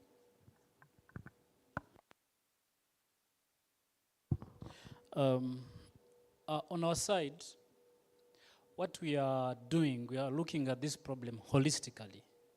Number one, we are trying our best to decentralize our supply chain and make it easy for any complicated medication that seems unavailable on market to be available. One, we've tried to be very much flexible, whereby you place your order and we give you timeline. Especially these NCD drugs, it's a big issue. And when we bring them in Rwanda, we are trying to meet regulatory procedures, but at the same time, we try our best not to let our patients wait for so long. Okay, we've tried to be flexible, we've tried to be much dependable, and we've made it cost-effective for our patients. At the same time, speed, speed, speed. And of course, we have to meet its quality. So that is our part, and that is what we are trying to do. And you know, we need to look, you know, the shift. We have a conflict, especially, you know, a lot of patients or a lot of, you know, government institutions are depending on insurance. Now, we are observing a problem in shift of price fluctuation on market. You know, dollars are changing every day. Euro is changing every day. And when you come to the side of pharmacy and you know, and in the importation of medication, any investor is looking for profit. Okay? We shouldn't put that aside. There is a specific medication. 6 months back, I imported it on this specific cost price, and after 6 months, the price has changed. Okay? There are a lot of contributing factors on that.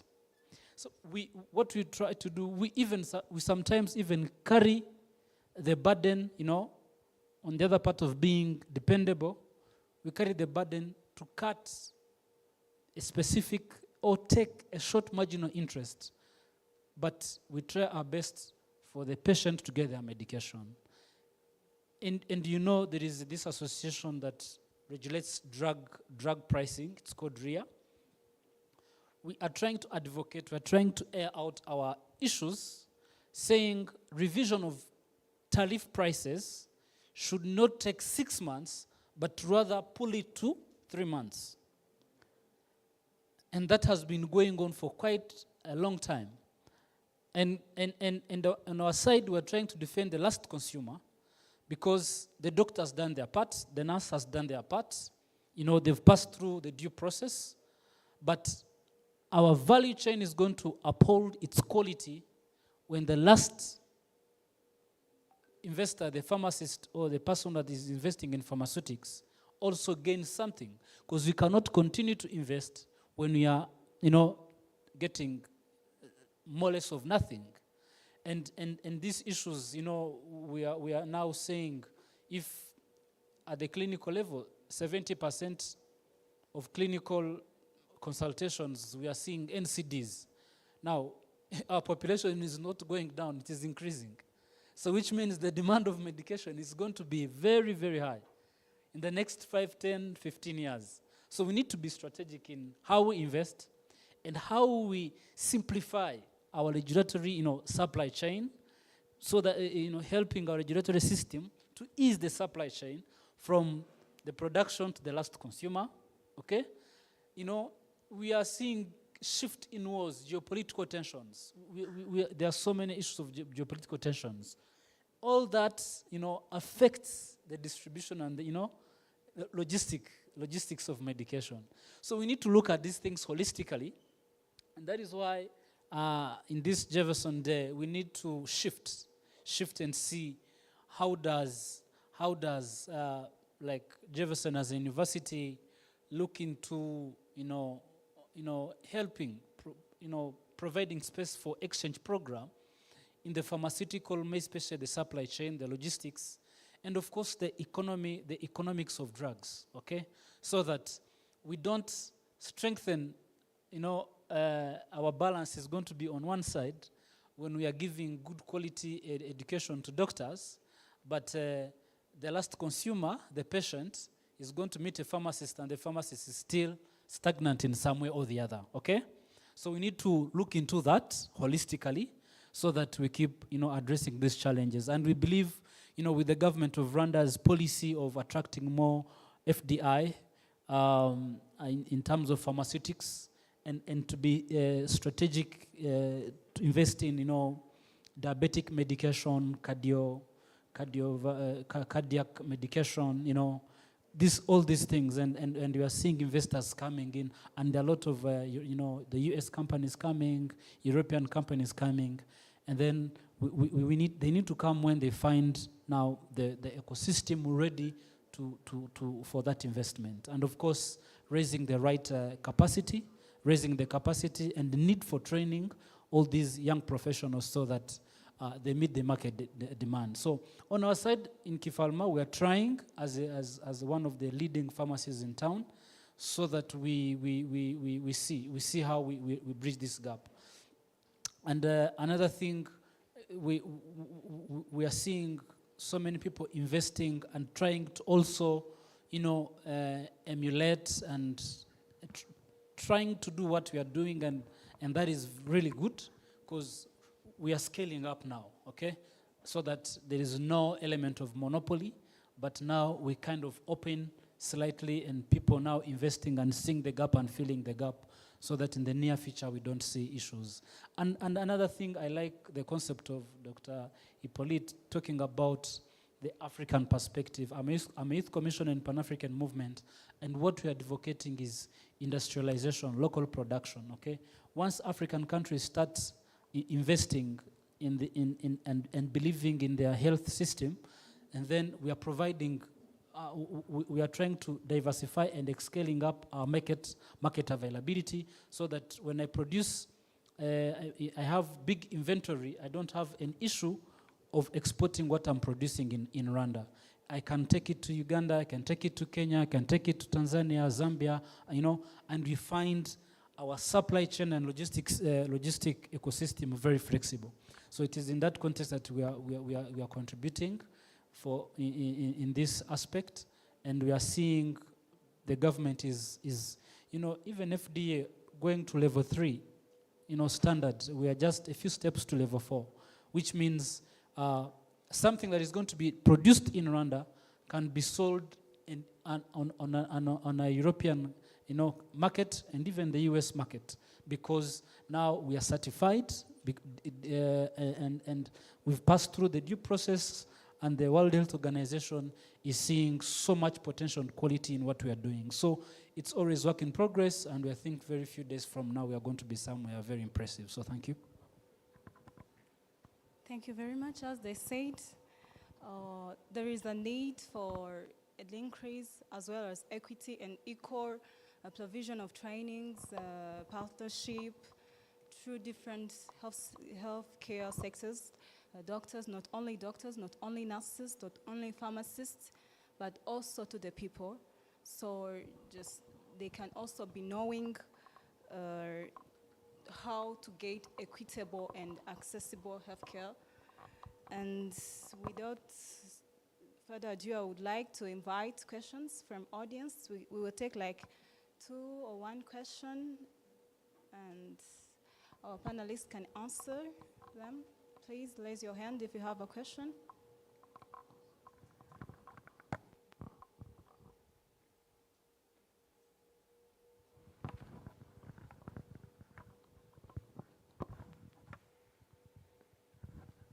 Thank you. I had a question, but along the way it was answered.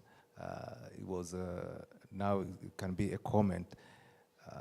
Dr. Gatabazi mentioned about the initiative you took to reduce the OTC, medication availability, and then Dr. Nizimira mentioned, with the analogy of traffic transportation, not the need to necessarily reduce the OTC, that's going to create another issues, which was a great point to answer my half of the question. But I think this comes again to health literacy, because when I compare to US, the market is flooded with OTC medication. There's all kinds of medication that you find in a regular store that you wouldn't think, it should be available for the population.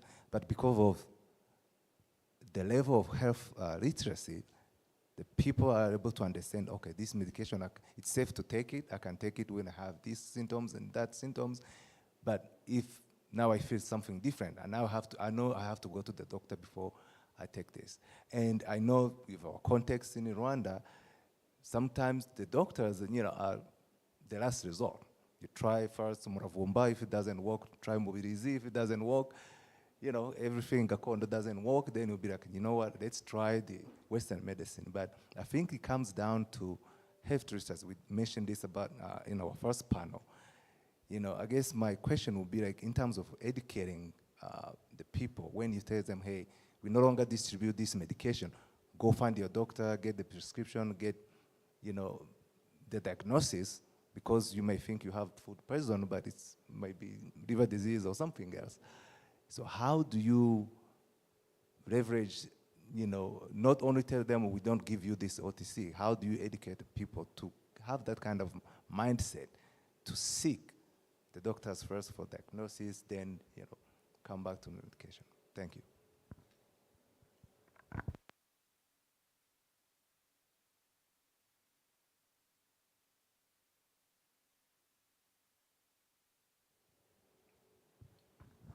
Yeah, that's a very nice question. Now, I need to admit that we still have a gap in awareness. That's number one. But what is the FDA doing? Because we as pharmacists, we are strictly supervised by the National Pharmacy Council, as at the same time, the Rwanda Food and Drug Authority. So there are regular inspections. And we also have annual meetings. We do different interprofessional, you know, mentorship programs, and we also have the continuous professional development, whereby we address these issues. And of course, the more we talk about them, the more we get insights on the best professional practices, and this has really opened an awareness whereby when a patient comes and talks to you, first of all, you need to tell them, please, it's not necessary that you have to come straight here. You need to at least, because the one thing I've seen, you know, with our Rwandan community, when you out-reason them in a polite way, they will comply. Okay, when you tell them, I'm a pharmacist, we can help you, but we think we may go astray. We may give you the wrong medication. So better you first go and meet the doctor, talk to the doctor, pass through the consultation, you know, let us see what the machines are telling us, let us do the scientific, you know, the scientific procedure, and then the doctor is going to recommend something. And one thing I've seen, that when they come at the counter, most to the patients that you've met and complied with the advice, they always say, when they come back to our pharmacies, they say, thank you for advising me to go to the doctor, because initially I thought I had this issue, and now the reality is different. And that has really, you know, it's always work in progress. And slowly by slowly, the more we continue to engage them and the more we continue to talk as pharmacists, we have a very big issue. You know, doctors are doing their part, and you know, they find them in premises, they find them in hospitals and clinics.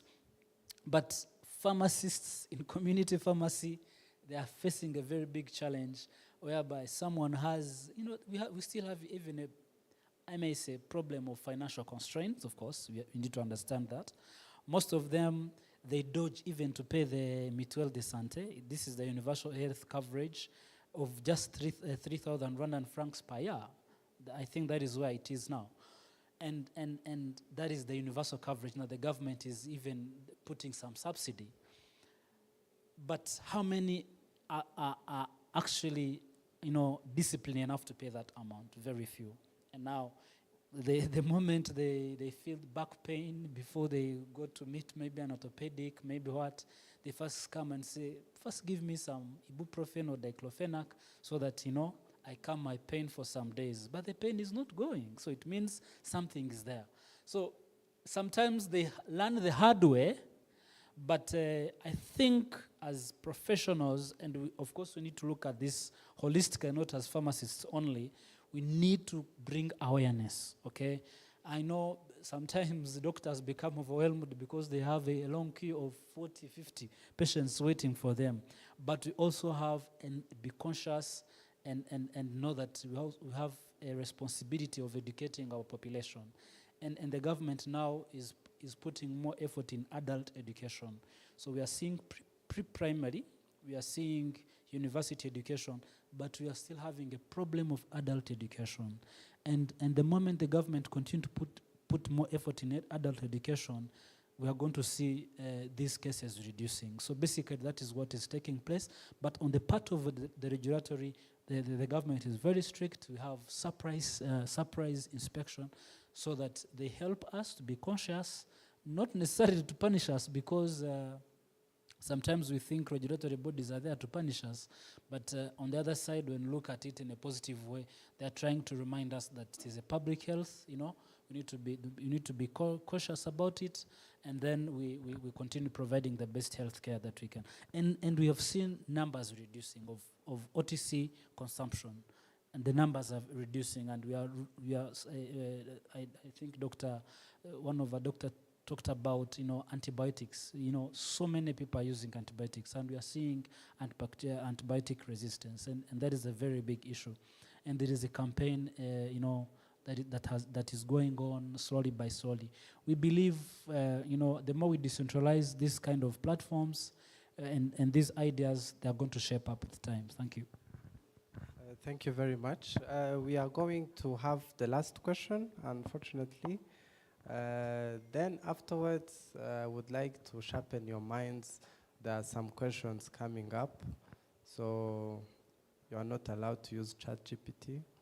But all right, let me welcome Dr. Regine for the last question. Thank you very much, and thank you to our panelists, and thank you, Divine, for stepping in. Before we do a network event, I want to invite you all to be able to talk to Elad Rugengamanzi if you need a mentor. I'm going to put him on the spot, may give you some good ideas, because at the end of it, you network with someone, you meet someone here, and you may get all the students a hint. If you want to write a book, I want you to talk to Christian Hizimira. He really did a good job writing the safari concept. So don't miss out the opportunity to talk to them and everyone in the room. Thank you. Thank you very much, Dr. Regine. So I think those who are still having questions, you, I guess, have that specific person that you would love to ask that question. In these few minutes that I'm going to give you for networking, kindly approach them and ask. And let me give the floor to the moderator of the session to close this panel.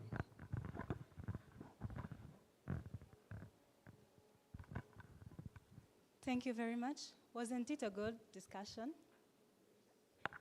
So to wrap up these things, I would like to give you a few keynotes as a takeaway you can take. First is that we must strike a light balance between global regulatory alliance and building a strong local system. A local system that serves what is in the best interests of the people we serve, what doesn't cause harm, but what is in the best interest of them.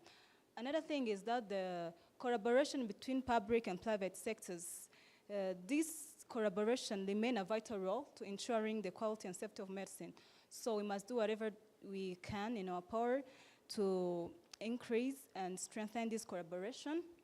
Another third thing is that digital tools hold a great promise in improving access, transparent and regulatory coordination, and as well if we use it well. So thank you very much. Thank you, panelists. Thank you, audience. And I hope you have got much things we are going to take. And I would like you to give a round of applause to our panelists. Thank you.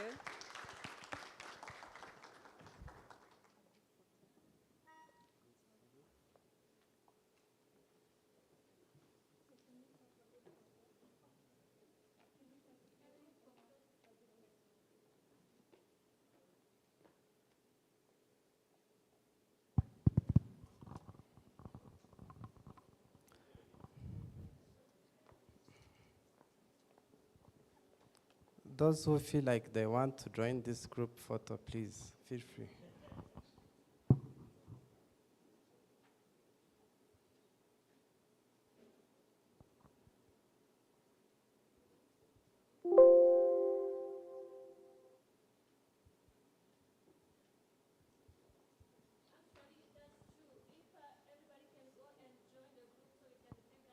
Yeah.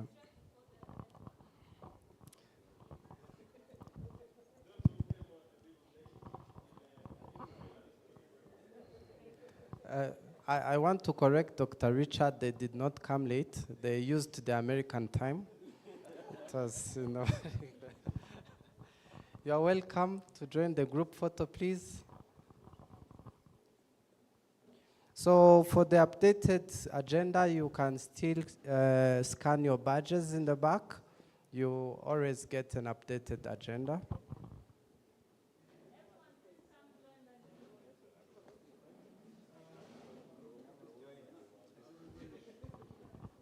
And please remember to say hi to whoever will be near you. As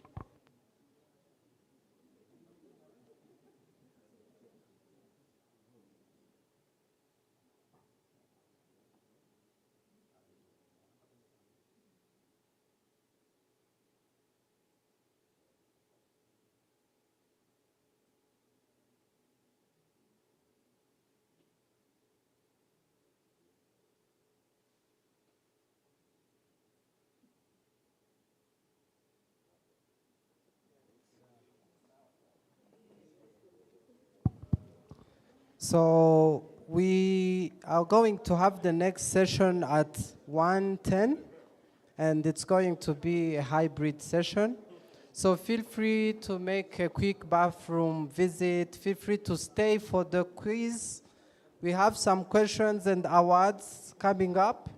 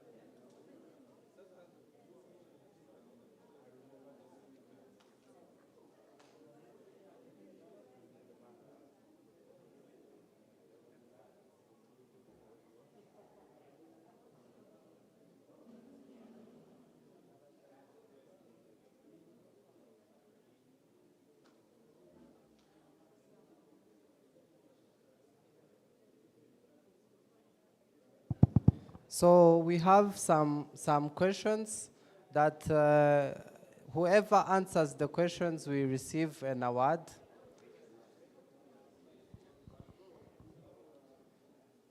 So you can still use the bathrooms. They are on the left side of this conference hall when you go out.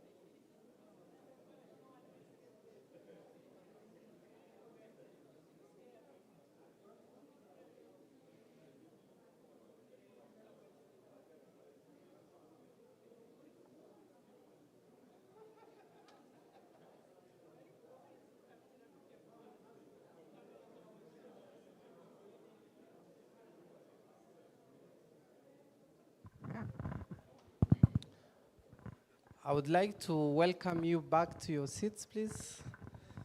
So we are currently going to have our next panel in the coming few minutes, and the panel will be hybrid.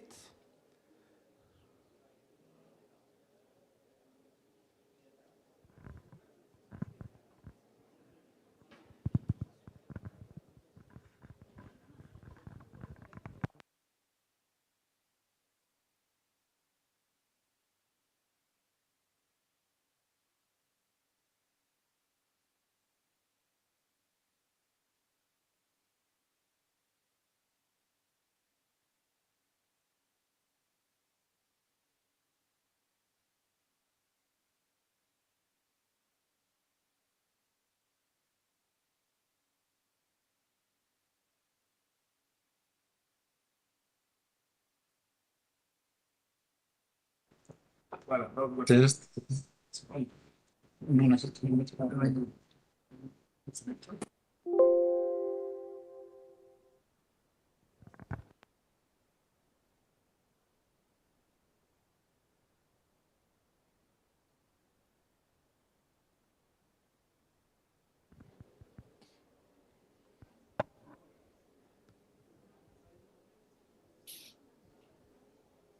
Test. Derek. Huh? Okay. Welcome to the people online. I would like to welcome each one of you to join your seats back. And we are going to start with our next session, which will be hybrid.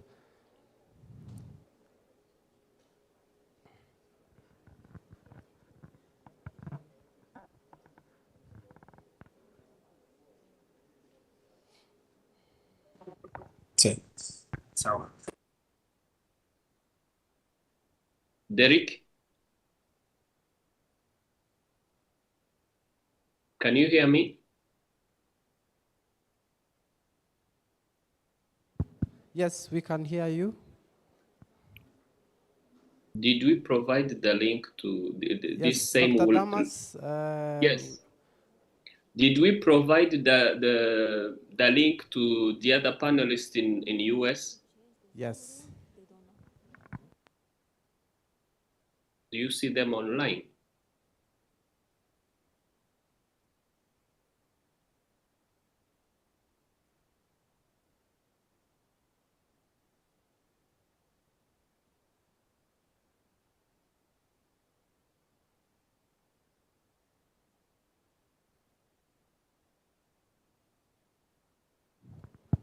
Dr. Damas?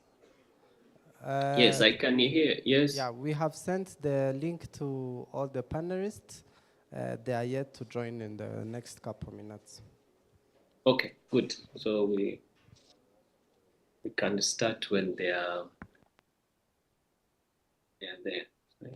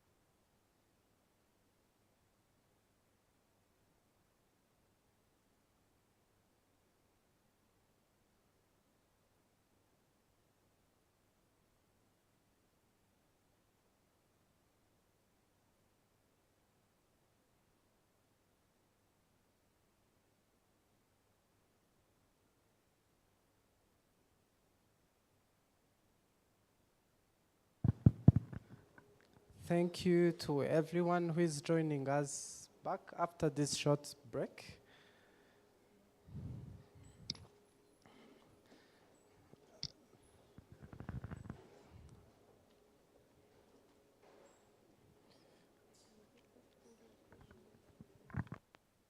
Hello? Yes, Dr. Damas. Do we know if the other panelists are online, please? Yes, the other panelists have been notified on Gmail. They will be coming. All right, ladies and gentlemen, welcome to this next session of our Rwanda Jefferson Day today. So, as I promised, I have a couple of questions and awards to whoever is going to answer our question, right? Who thinks is going to be the champion of today? Please. I can see two, Erin and Robert. All right, question number 1. What can be eaten but not swallowed?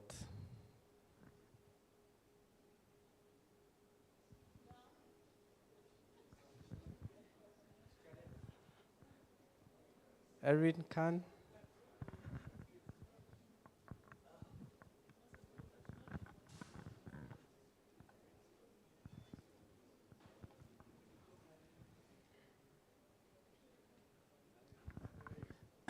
What can be eaten but not swallowed?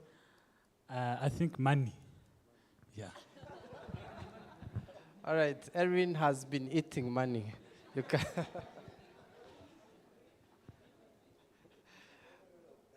do you think you can teach us how to eat money?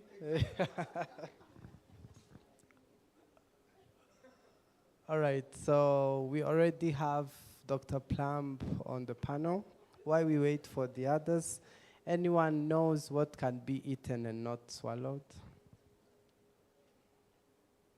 Dr. Path?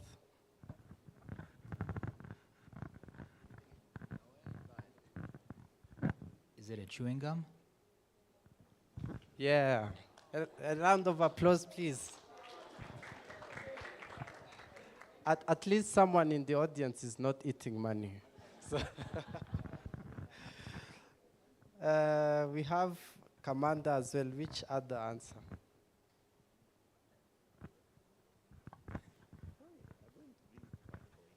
Toothpaste.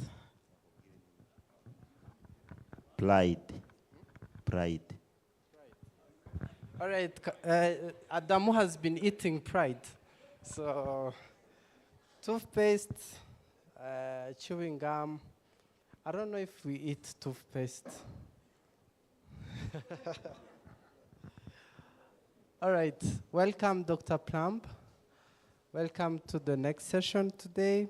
I would like to welcome our panelists today.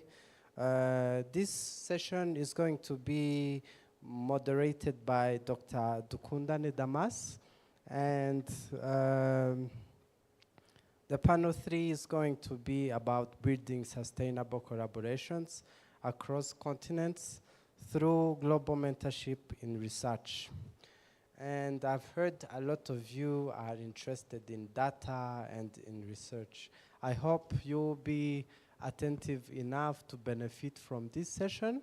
So, Dr. Damas, Dukundane, the floor is yours to welcome both the online panelists and those who are present here on the floor so that we can start our discussion. Thank you. Derek, thank you very much. Hi, everybody in Kigali and how everyone in the US. I'm not sure if we have all the panelists. So far, I can see Dr. Plumb and Dr. Adeke. But we still have, do we have Over in the room?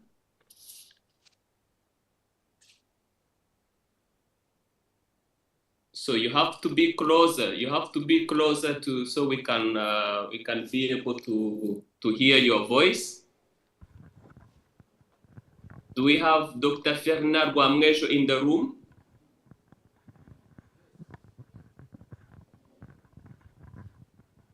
So please get closer to the microphone. So we need to hear.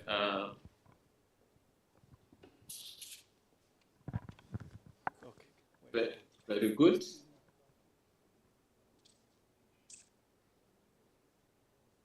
Do we have Dr. Derman Richard online?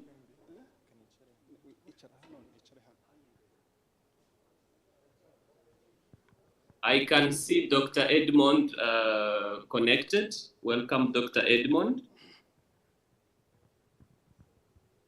We are also waiting for Dr. Ana Maria Lopez. Thank you, Damas. Happy to have you. Happy to be here. So we still have two panelists who are not yet here, Dr. Richard Derman and Dr. Ana Maria Lopez.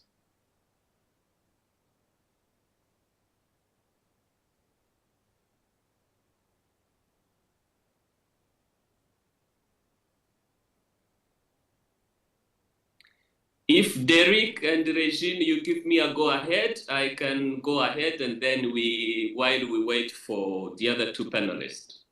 Or if you ask me to wait for another 2-3 minutes, that will be okay too.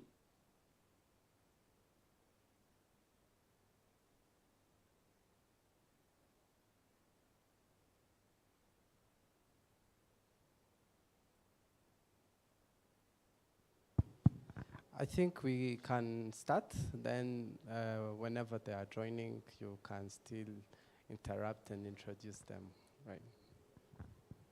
Very good, thank you very much. Once again, good afternoon, Kigali and the US. This afternoon, we are going to talk about building sustainable collaboration across continents through global mentorship in research. And we have rich panelists who are going to give who are going to share their insights, and we will use a case of the bilateral exchange program that exists for the last 18 years between Thomas Jefferson University and National University of Rwanda.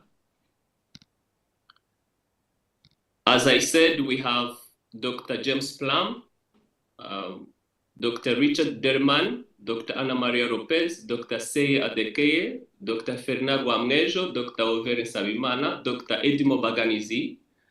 And I will briefly introduce each member of the panel with very few words because their experience and background are so rich. So I will start by Dr. James Plum, who is a distinguished family medicine physician affiliated with Thomas Jefferson University Hospitals. He has been in practice over 50 years. He has been licensed to practice medicine in 1975. Beyond his very rich clinical care, he has been a passionate advocate for community health, health literacy, and global mentorship. He has served as Vice Chair of Community Medicine and Professor in the Department of Family and Community Medicine and co-directed the Center for Urban Health at Thomas Jefferson University. His work has deeply influenced initiatives that bridge healthcare gaps, especially among underprivileged population. He's the founder of this bilateral exchange that we are celebrating today. Welcome, Dr. James Plum. We also have Dr. Richard Derman when he comes, but I can introduce him already, who is a renowned obstetrician and gynecologist and a global health leader whose career has spanned clinical care, academic leadership, groundbreaking research in maternal and child health. He's a global health leader.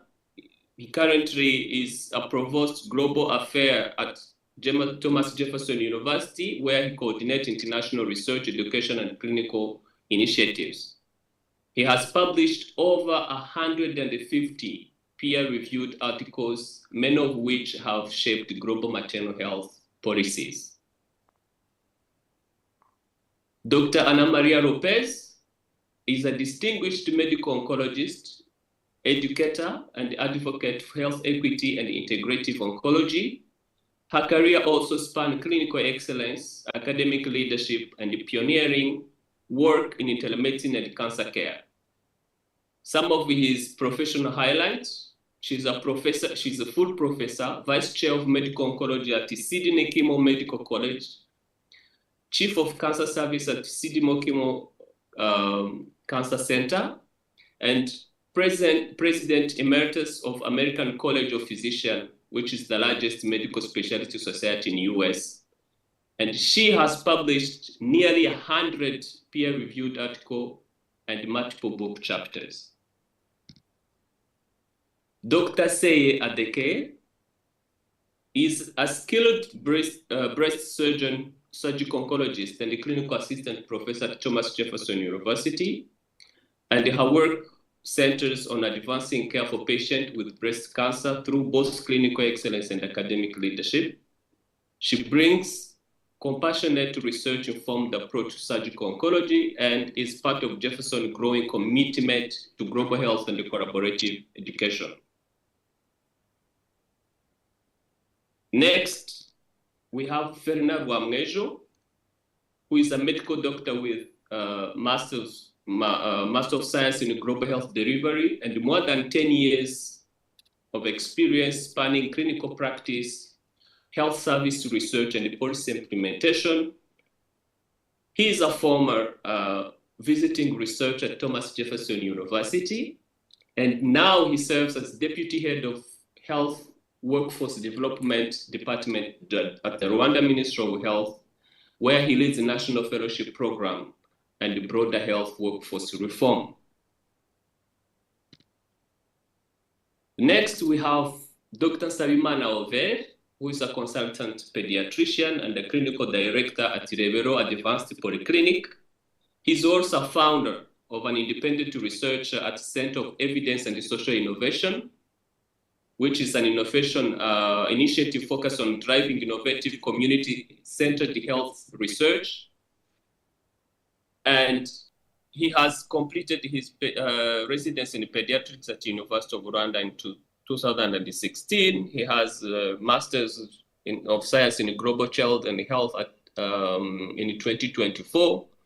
And he has extensive experience in humanitarian, national and international in Nigeria, Mali, Zambia, Central African Republic. And he's an alumni of this program in 2009. Last but not least, Dr. Edmond Baganizi, who is a Rwandan physician and a public health leader. He has earned his medical degree in 2009 from University of Rwanda and later pursued Masters of Public Health at Johns Hopkins in the US. He's alumni of this program, this exchange of 2007, and he was the RVCP coordinator when this program started. So now let's dive into the discussion. And of course, we start with reflections on founding and the long-term impact of this program. And I would like to start with Dr. James Plumb and ask, of course, he can do a small introduction about him and what he has to say, but he can tell us what has been the most meaningful impact of this 18-year bilateral exchange program and what key lessons that have emerged about sustaining global mentorship. Dr. Plumb, the floor is yours. Thank you.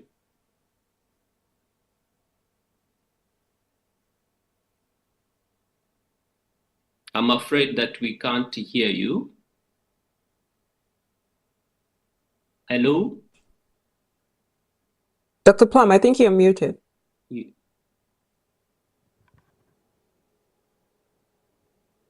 Please unmute.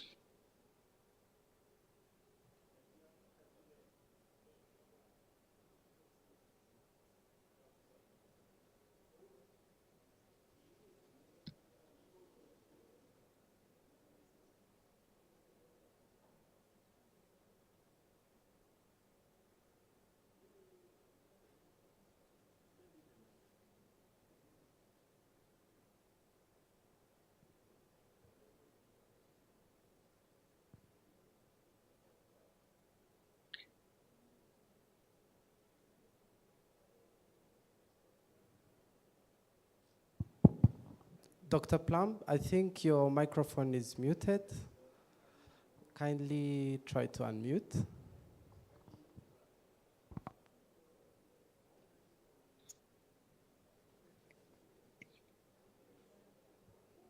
Do you want video on? Yeah, put it on. Welcome, Dr. Richard Derman. Dr. Plum, please. Thank you. Your microphone.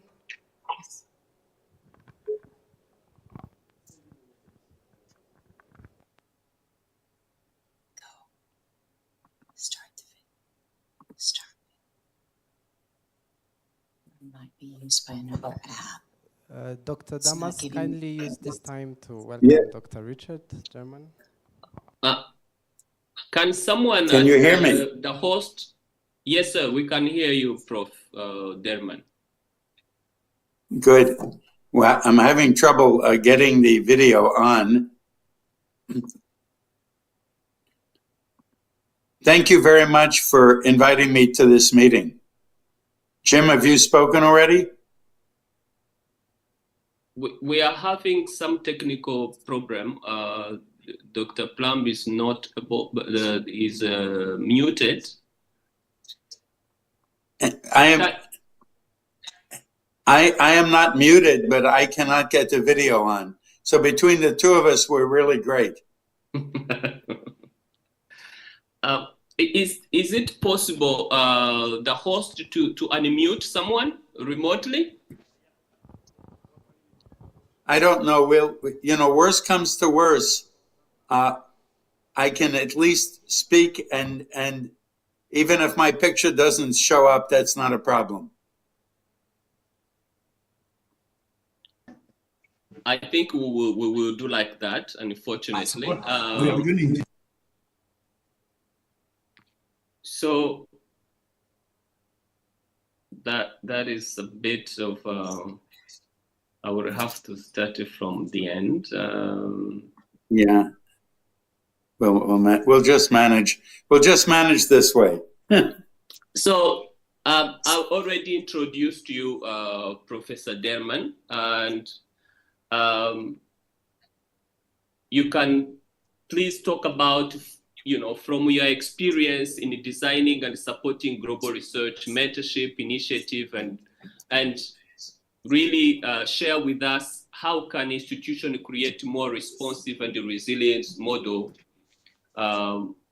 especially ones that address systematic barriers and promote mutual growth across partners region. And what practice have you found most effective in aligning mentorship with institutional development and the long-term impact? Well, I thought that was going to be actually Dr. Plum's talk, and I was going to welcome you, but I'll make a few remarks anyway. And hopefully by that time, Dr. Plum will be able to join the meeting and give his talk. So hello, everyone. First, on behalf of President Susan Aldridge and Provost Matt Baker, I wish to extend their greetings to you on Rwanda Jefferson Day. This is really an important event for us. I wish I could be there with you, as I must admit, despite all my travels, I have yet to visit Rwanda. Hopefully this will be rectified in the not too distant future. As the head of global activities at Jefferson, we always think about our strategic mission. Every great university must have a global vision for the future if it hopes to recruit great faculty and increase its enrollment. Fortunately, this concept is front and center at Jefferson. It is our long-term relationships that provide the impetus for our future activities. So I want to share a few examples about those activities. Our Japan Center actually had its roots beginning in 1860, when Japanese surgeons took the long journey to study under the famous Jefferson surgeon, Dr. Isaac Gross, Sir Isaac Gross. We learned at that time that establishing a trusting and collaborative relationship doesn't happen overnight. Over the past 20 years, I have led our research initiatives in partnerships with India. This has resulted in 50 clinical trials being completed and 370 publications. And third on a historic list of collaborations relates to our partnerships with Rwanda. A special thanks to Dr. Plum and Regine for always supporting our educational mission and our faculty and student exchanges. I believe we are more than ready to move into the realm of collaborative research. And I hope that when the group comes back from Rwanda, they'll offer some suggestions. On that note, I do hope your deliberations will be fruitful, and I look forward to welcoming you, your junior faculty, and all of your students on the Jefferson campus. And thank you for allowing me to participate, and hopefully we can turn it over to Dr. Plum. Thank you. Thank you very much, Professor Derman. Thank you for your great remarks and your experience and encouragement, and really promising to promote and remove all barriers to continue with this bilateral exchange program and move it even further into research. So I see that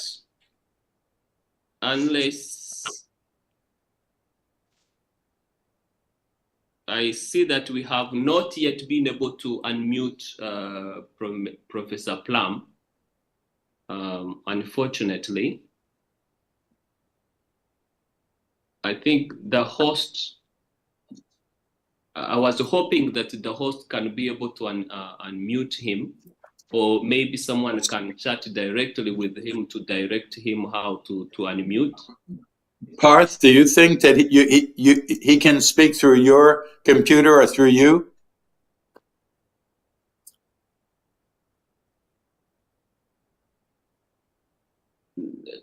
Let's see. Hello? It's an issue on his side, so he'll have to unmute his headphone and join through the computer microphone. I think that's where the issue is. I see. Yeah.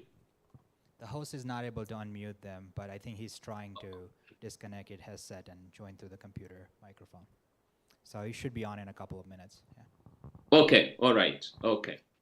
Have we been, Dr. Anna Maria was not able to connect, right? No, okay. So let's go back, let's go to, let's continue, and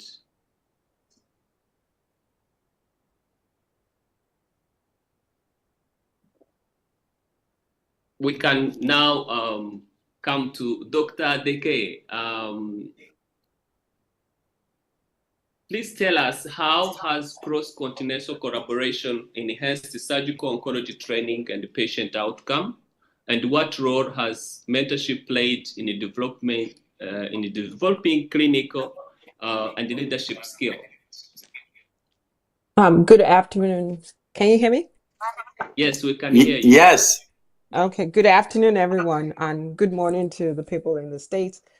Thank you very much for inviting me to speak to the panel today. It really is an honor to be here via the virtual link with you. And you know, this experience really with meeting the students and working with Regina has really been a very fruitful and welcoming experience, especially for me. I'm from Nigeria, so having students come through and have different exposures has been very, very rewarding for me. And the real key about cross-continental collaborations is that it creates opportunities for bidirectional learning. You know, in surgical training, these collaborations really help to close gaps to access to subspecialty education. You know, through these collaborations, we can develop virtual teaching, and then we already have the established visiting observerships. And when our mentees come to Jefferson, they really get exposure to different current practices in surgery, including breast oncology. They come and they work with me in the clinic. They come and sit through clinic with me. They meet patients. They see how we coordinate care, starting from the nurse navigation system, oncology team, to us making surgical plans for our patients. And it addresses a key aspect of this collaboration with the experience, because when the trainees come, they're coming with the knowledge, and they already understand and recognize the strengths and limitations of their own healthcare system. So when given this opportunity, they get to learn and see a different healthcare system. And it gives them a very valuable perspective, because they can identify the specific opportunities or gaps that are available for improvement within their own context, within their own communities.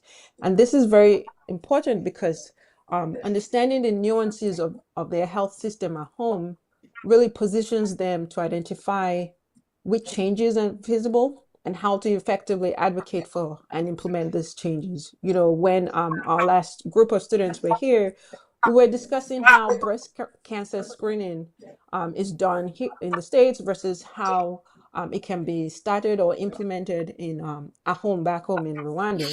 And I learned about the community health systems and how each person has like a community group that is really in charge of their primary care system before they go and see a specialist. And we're having discussions on how we can adapt this system to help with screening and improve early detection for breast cancer in Rwanda. So the other aspect is they get to see what research and discuss different research topics that we're doing at Jefferson. This collaborative interaction really helps to ensure that clinical trials are designed that include a more diverse population. This is very impactful because with more diverse populations in clinical trials, we have a better understanding of the genetic and socioeconomic factors that influence breast cancer presentation and the outcomes across different populations. So overall, our partnership really helps to foster capacity building. In one end, we are mentoring trainees at an early stage. And the other end, because we are targeting early stage trainees, we're giving them the opportunity to learn and start developing impactful changes within their communities that can help progress as they progress through their career. And this is very important for also helping to develop collaborative research projects. So ultimately, our goal really is to improve patient care. And the early exposure to our trainees at such an early stage, really helps to promote equity in management in medicine in general, particularly in breast cancer. And it helps to promote the development of shared initiatives. We can develop shared guidelines. We can develop virtual tumor boards to discuss complex cases and learn new surgical skills and that are being implemented across internationally, and to bring them home to adapt locally.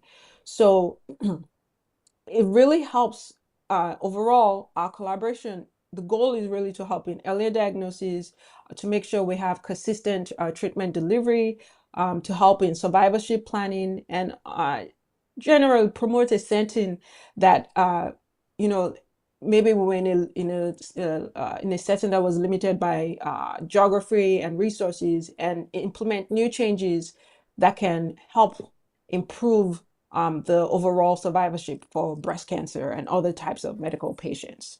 So in regard to mentorship is very central. It's not only enhancing clinical skills through direct guidance and feedback, but it's also cultivating leadership, because we're empowering mentees to take ownership of projects, to become advocates for their own patients, and to contribute to advancing cancer care globally, and especially within their communities. So effective mentorship is very important. It helps to foster confidence, strategic thinking, and a sense of shared responsibility across communities. And this is very central to capacity building. You know, we're not only showing, but we're also training mentees to adopt and adapt skills that they are being taught to improve outcomes in their community. So this experience is very rewarding, and it's not only enriching professionally for development of surgeons, but we're really trying to transform the landscape of breast cancer care so that we know how to improve equity and improve survival in a global setting. Thank you very much, Dr. Seye, for your input and like you said, systems are different. We have to adapt. There are benefits in diversity of research, like the example you're giving in genomics in different population. And I think effective mentorship you mentioned is very central. And so our next speaker Damas, can you hear me now? Very, very good, very good. We can hear you, sir. I'm sorry, I had to reboot and do a bunch of things, but may I continue? Yes, yes, please. You can continue. Thank you very much, and get over to the meeting, and I hope it's been successful. Just a brief background. I was working with a young woman in North Philadelphia who was developing art programs for poor communities. And she ended up meeting the director of the Rwandan Red Cross at a meeting, and he told her about his work in repatriating genocide survivors in Kigali. And she asked if she would come over and help him. She did. She came back to Philadelphia and told me about the project and asked me if I would go over with her the next visit and do a sort of a medical environmental assessment. That led to a trip. That led to meeting Edmund Bagazzini. That led to everything we're talking about today.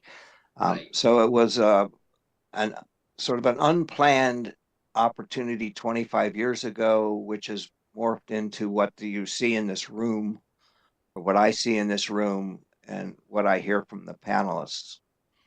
My initial goal was to really show medical students from Philadelphia, from Jefferson, that there's a bigger world outside of the classroom. You know, the whole idea of global health education was very nascent at the time. We were doing some projects in Philadelphia, but going to Rwanda and learning about its history, learning about its people, and learning about its culture was quite, I was rather overwhelmed, but I came back and I said, these are the kinds of experiences that our medical students should be gaining. And that led to the exchange, the development of programs. We were doing economic development, community development in Gisenyi, and then Akarambi and Ruli. And what the outcomes of all that are, I think, are a much broader understanding of world global health. The challenges in North Philadelphia are the same challenges faced by folks in Rwanda or in other countries. And the solutions are the same. They are commitment, dedication, developing sustainable programs, empowering communities. And these are the lessons I wanted to empower our students. And at the same time, developing these close friendships with our Rwandan colleagues. It's been one of the honors of my life to have all of you part of work that we started and the work that continues. And I really want to thank Regine. I want to thank Dr. Derman for keeping global health alive at Jefferson, particularly the African projects. And even in retirement, I look back on this and say this was quite an interesting and unforeseen outcome of my work. So I thank you for the opportunity. I thank you for all that you've done and are doing. And I hope I will get back to Rwanda with my daughter and my grandchildren someday. So thank you very much. Thank you very much, Dr. Plum. Thank you very much for your words of wisdom, like always. There is a bigger world outside classrooms. Yes. We are all humans. We face similar problems. And we are very happy that when you're looking back, you're proud of the path you took. And I think everyone should be aiming at that.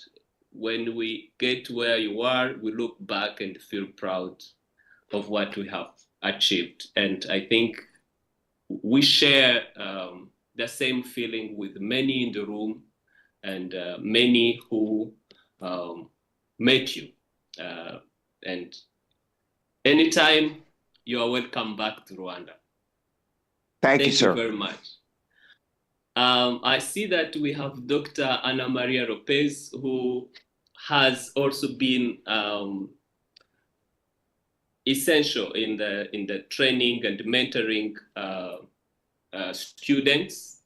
And Dr. Ana Maria, we have already done the introduction, and I'm sorry, I will immediately put you on the spot and ask you to speak as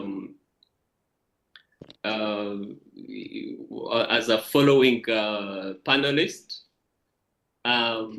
So in terms of equity and reciprocity and the research outcome, especially when there are resources imbalances, how do you foster equitable and reciprocal mentorship?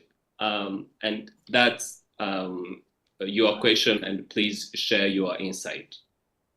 Thank you. Can you hear me okay? Yes, we can hear you very well. Thank you.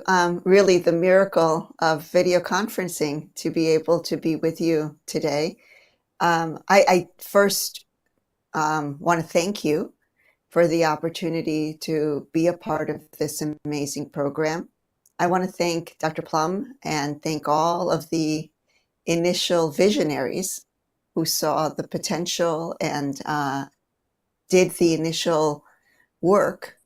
And I really want to thank all the trainees. I think I see a couple of faces that I recognize, and it's great. It's and I too am sorry that that I can't be with you in person. So virtual is where we are. Yeah, there are differences in resources. And I really appreciate that you said reciprocal mentorship, because we do learn from each other. This is not a one-way street. And regardless of the resources, there is the opportunity for compassion, for understanding, and for respect. And I think those are the foundational values which we work, and not just from which we work together as mentor, mentee, as faculty member and trainee, but really as we work together with communities, as we work together with our patients. The respect that we give each of our patients, that we give each of our community members, that is essential. That is essential to achieving, to moving forward, and to moving forward together. And it is a learning process on both sides. So I appreciate the opportunity to be with you. I also will give a shout out to Regine and Fred for all of their dedication. Amazing dedication, and to all of you. So thank you. Thank you very much, Dr. Ana Maria. Being together mentor-mentee, being together with the community, learning from each other both ways, and exercising respect. This is key to what I'm learning here, and exercising respect doesn't cost a thing. So even when there is an imbalance, this is an imbalance in terms of what we can purchase, but respect, learning respect and exercising respect has no cost. Thank you for your insight. I want to go And to, actually, yes, you know, yes, sir, please. sir, there is there's a commercial here. And so I just wanted to say there's no cost, but it's actually priceless, right? It's actually Right. priceless. It's priceless. That's wonderful. That's wonderful. I want to call now to go to the next panelist as someone who received or who have been on receiving end and now is on giving end as well, Dr. Gwamngejo Ferna. Can you share examples of collaborative research or capacity building project that emerged from mentorship of this program or other program you have participated in, and how does this shape or guide what you are doing now as someone in charge of fellowship program at Rwanda Health Workforce Development? Thank you. Thank you very much, Dr. Damas. Good afternoon and good morning, everyone. As he mentioned, I'm Dr. Fernand. I'm an alumni of Jefferson. I was there in between 2022 and 2023, and I spent there about a year. And I'm now working at the Ministry of Health, as Damas mentioned, as Deputy Head of Department for the Health Workforce Development Department, which is in charge of capacity building for the health sector here. I'll share my experience in terms of mentorship at Jefferson. I think it's one that was empowering and that allowed me to also get to where I am today. How is it so? When I went before I went to Jefferson, I was very excited, and I thought I'm going to this international reputed university, and I thought I'm going to be learning and listening to experts like Derman and others, and I was so excited about that. And when I joined, it was more than I had anticipated in terms of the learning. But the learning was not how I anticipated it, because I thought with these experts you have to listen and just do what they tell you to do, and then you learn by doing. But actually the mentorship journey was not so much that way, because it was more so of actually listening to also my perspective. That's what surprised me, is that even these experts were looking forward to my perspective, to my input, and actually valued it. And my supervisor at the time, Dr. Elizabeth Krebs, used to always tell me, please take the lead, drive these projects. And I think that had a shift for me at the time, because it was more so of how do you move from a participatory learner, move from being just a learner to a contributor, and a contributor within how to drive a project. And I can say that I took this back home, and it has shaped how I interact into collaborative spaces. I now have this understanding that my ideas and my thoughts and my knowledge matter. What the mentorship is about usually is not about giving you new knowledge or anything. It's actually about empowering you to do what you didn't think you were capable of. So I think that's something quite important about this exchange that I can highlight. And in terms of achievement through Jefferson, I was at the time working for the Rwanda Biomedical Center.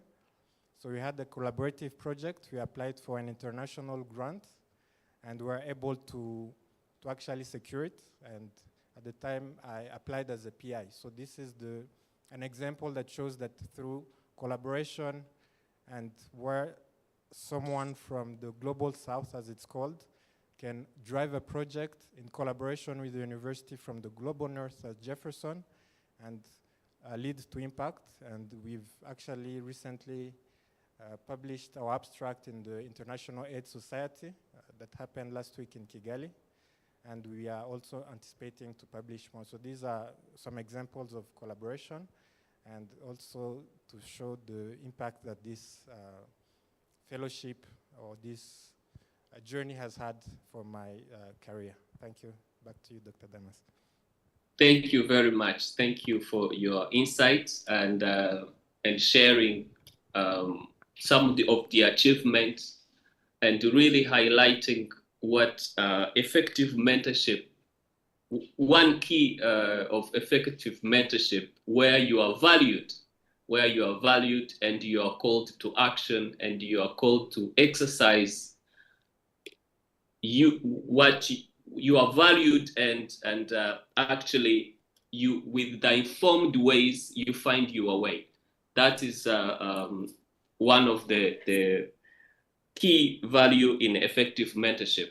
So now I would like to come to Dr. Edmond Baganizi, an experienced physician and a public health leader, and basically someone who was there from the beginning of this exchange program. And I want him to share the insight and how he thinks that this partnership can be structured to ensure that they are not only collaborative, but also locally empower scalable research institution domestically. Dr. Edmond, the floor is yours.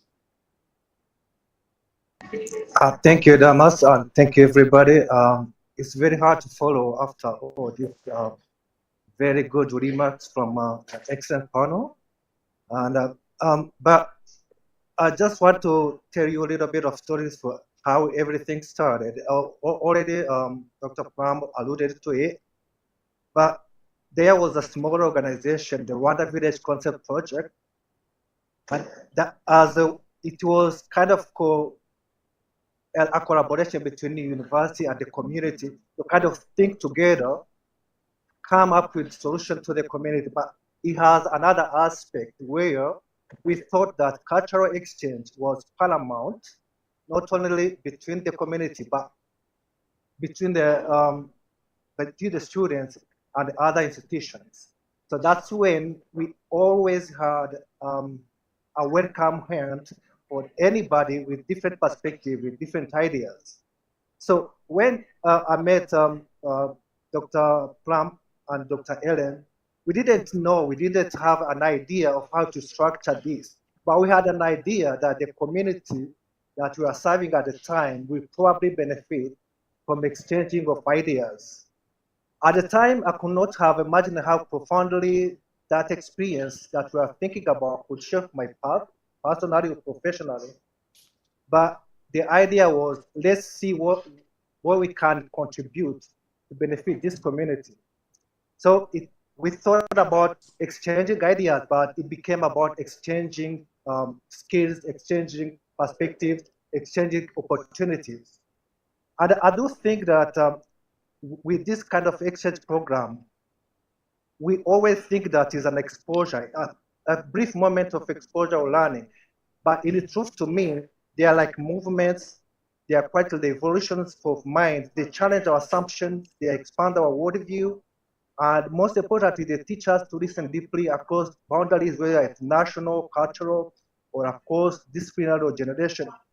Taken together with the mentorship, and I'm grateful for what Dr. Pam has done to kind of be available to us. We were so young, so we didn't know what to do. So he provided us with a vision, but mentorship also is not merely about passing the information, but it's kind of building a personal connection with each other and to be a co-creator. So to me, it kind of fosters humility, empathy, and capacity to reflect. It teaches kind of the value of the process instead of the product. So taken together, the exchange to me and the mentorship, it created a product that we are celebrating today. And personally, it created to me the spirit of openness, the spirit of not only focusing on the little things that I'm focusing on, the little challenge I'm kind of responding to, but thinking outside the box, thinking that there are other perspectives, there are other opportunities, there are other ideas that I can incorporate in my work. So thinking forward, I think that in this interconnected world, the spirit of adaptability and to be comfortable with what is uncertain, to learn new systems, but also to be able to share what we know and what we don't know and put them together. It can help us transform healthcare as we know it and push it forward to come up with an innovative solution to the challenges we face today and we will face tomorrow. Thank you. Thank you very much, Dr. Edmond. We have to challenge our assumptions and we have to create our ways collaboratively. That's what I would really take from your rich intervention. My next question goes to Dr. Oven Sabimana.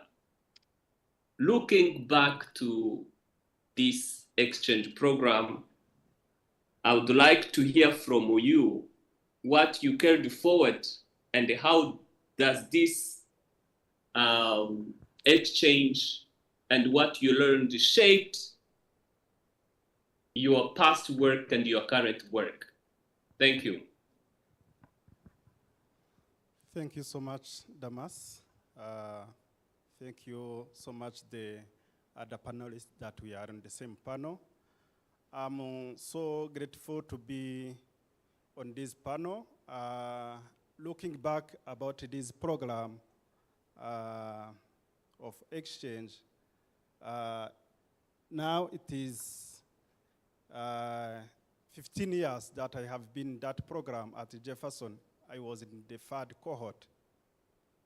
As my colleagues was saying, being at Jefferson was being treated like babies, but on the other side, like kings and queen at the same time.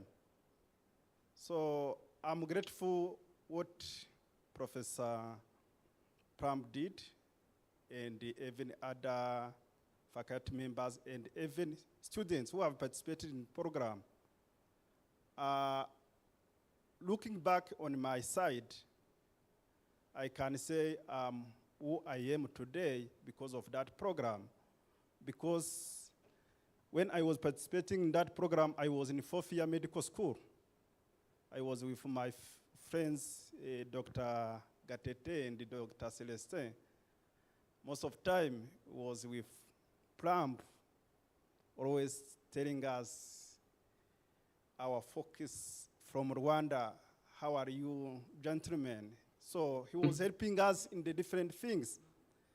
Imagine coming from Rwanda as medical students, whatever you ask, you get it.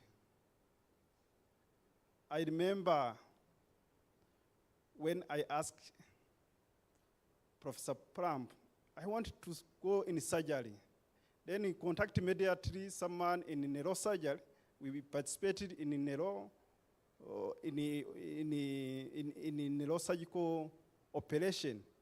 I said, I have seen that here at Jefferson, you are doing kidney transplant and liver transplant.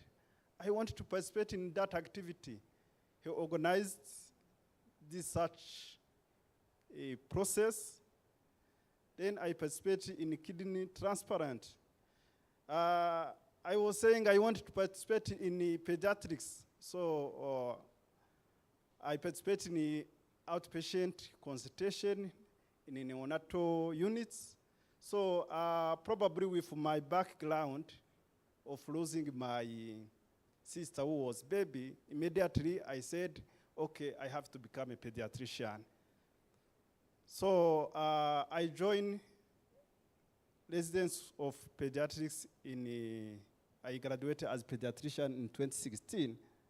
But I can say this program has helped me to take a quick decision to know what I have to be. So I have always dreaming to become a pediatrician. I have been a pediatrician. I have been always dreaming to be a researcher. I have been able to be it as well. I have been able to dream to become like a global leader. So I worked in the different NGOs like Doctors with Africa QAM, Doctors Without Borders. So I can say wherever I have been, always the skills I got from this program, it was those skills which was helping me to achieve what I was doing. Currently, I'm director of Rwanda Adventist Polyclinic. So it is a private hospital where probably we are dreaming to become like a university teaching hospital. I am using even the leadership skills we got from our focus, specifically Professor Plumb and the other colleagues. So I have initiated as well a Center of Evidence and the Social Solution Innovation, where I have been managed to get the grant. So we are going to implement that kind of research project here in Rwanda, where we will implicate the different district hospital, and at the same time, we try to improve the quality of care for the newborn care. So I looked at the way that I will continue to engage medical students, as I have been a lecturer at university as well, at the same time being a pediatrician treating kids. So to be honest, I'm really grateful about this transformative experience, which has been shaped my early career, telling that the students who are here specifically, they should not be minimized. Here in this room, even at Jefferson, the people are awesome. Try to approach them, ask, try to make sure that you maintain the contact with them. I think it is a big opportunity that you can achieve what you are dreaming to be easily and in the fast way. Thank you. Thank you very much, Dr. Oven. I see that when you went to Jefferson, you were testing your limits and guts, and then you finally quickly realized that you are fit for pediatrics, which is good because that is career guidance. Some people waste a lot of time not knowing exactly what they want, and it's very good that it served you. I don't know, we have Dr. Mugunga, who is online. Dr. Mugunga, if you are online, you can please say something, because Mugunga was also part of this exchange program. It's a bit of, I'm surprising him, so I apologize. But if Mugunga is there, you can say something. I know this is a very emotional moment for everyone who participated in the exchange, and I don't want to to preview this opportunity if you're there. Thank you. Thank you, Damas, and you definitely surprised me. And but I'm extremely grateful for the group that organized this event, and for Regine and everyone. This is an impressive feat, and it started a while ago. As everyone was speaking, I was reflecting on that flight we took with Edmond, the first exchange group in the 2007. So this is really has shaped all of our careers, all of us. And you can see from so many years, so many generations that followed, from the speakers, Dr. Fernan and the others, this has really generated leaders, transformative leaders, very good clinicians, and not only that that we are bounded anymore to the limits of Rwanda. What this exchange has helped, it has expanded our horizons. In my own experience, just to echo what Hovero was saying, I truly appreciated the early exposure early on to how medicine is done in the different settings. So learning from Jefferson, as well as comparing to what we're doing in Rwanda. I later on ended back going back to the US, and I became a leader of clinical services in many countries, working for partners in health. So currently, I'm also still applying a lot of those lessons I've learned in mentoring the next generation in global health equity. So, Damas, I know you just surprised me, but I appreciate this forum. I won't take a long time. I just wanted to say hello and appreciate all of this moment. And I hope we take this as a movement moving forward. I want to thank the Jefferson leaders who are here, Dr. Richard Derman, Professor Plum, you are in retirement, but we won't let you retire. Truly, we will keep bugging you, we'll keep seeking your advice. We love you. And thanks, Anna Maria and Dr. Seye Adekeye for joining also as well. So thanks, everyone. Those who are in the room, I can't see you, but I also want to thank everybody who is on this day. It's a special day. Please enjoy it. Those who are in Kigali. Thank you. Thank you very much, Mugunga. Everyone knows in a culture exchange, like Edmond was mentioning, you are Inhore, and Inhore is someone who is selected and who is has potential to, in any situation, he's able to find a solution. So that's why even surprising, you did not I didn't think twice to surprise you because I knew you are always ready. So we are almost getting to the final of this panel, but I want to do some final reflection and forward-looking advices and ask any panelist regarding if someone is seeking to build or enhance global research mentorship program today, what are the learned principles, core principles, strategies, or caution that we should be aware to make sure that we ensure impact, sustainability, and equity? And I will ask everyone to be brief, just one line of things that people should be able to keep when they are thinking about this global research mentorship program. Thank you.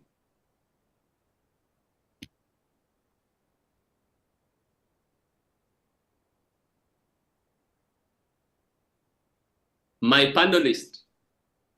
I would say that this all started funding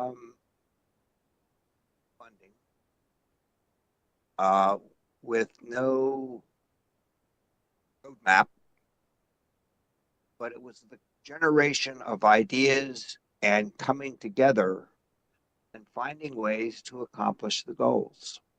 So you may not have any idea what you're doing, but if you're doing it right people at the right time, then it will be successful. So take a chance. Wasn't my job. It wasn't in my job description.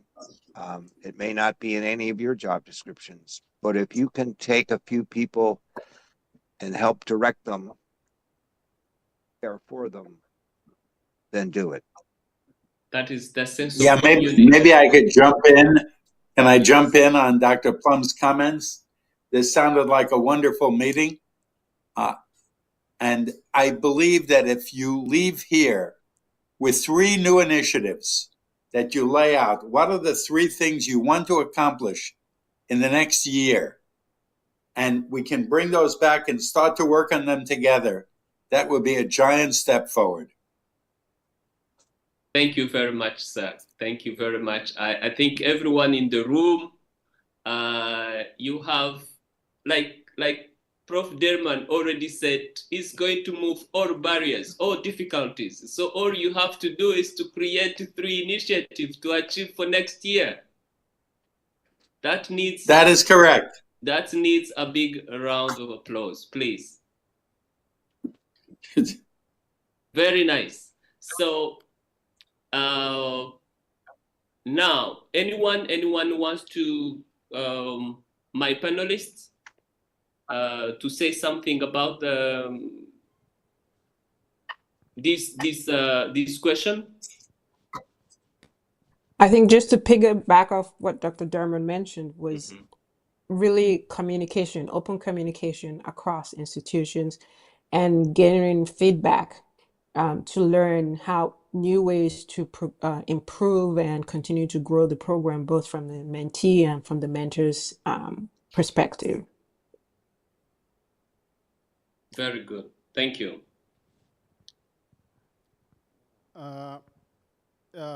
Every child needs a hands of adults to go forward.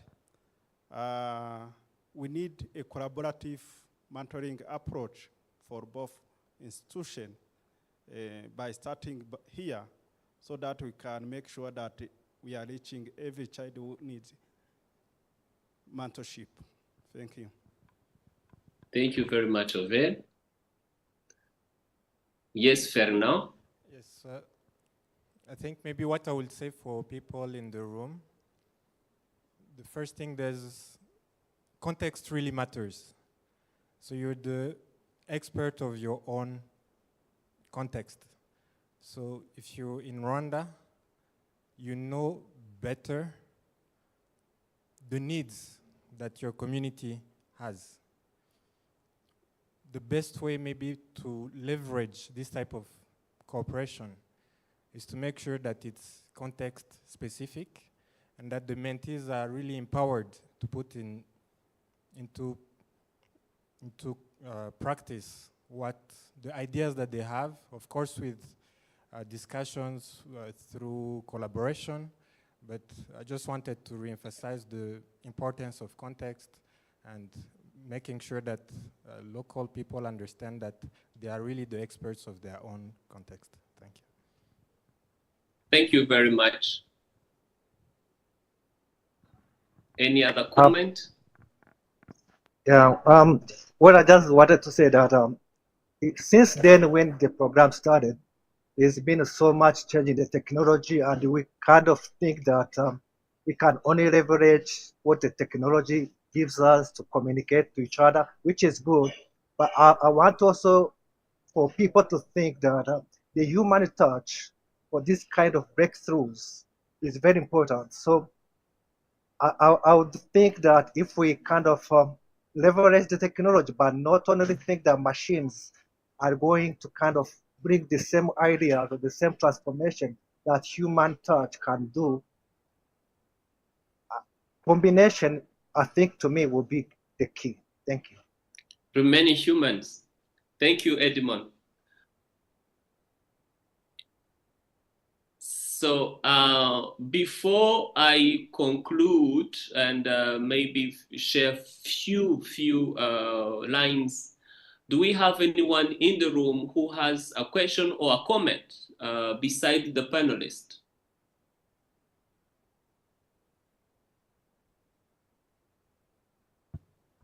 Since I have the microphone, let me just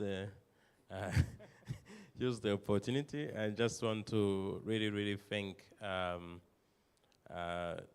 Dr. Pram and Dr. Richard for, I would say, their word of wisdom and that you are still willing to see and shape the future of this exchange.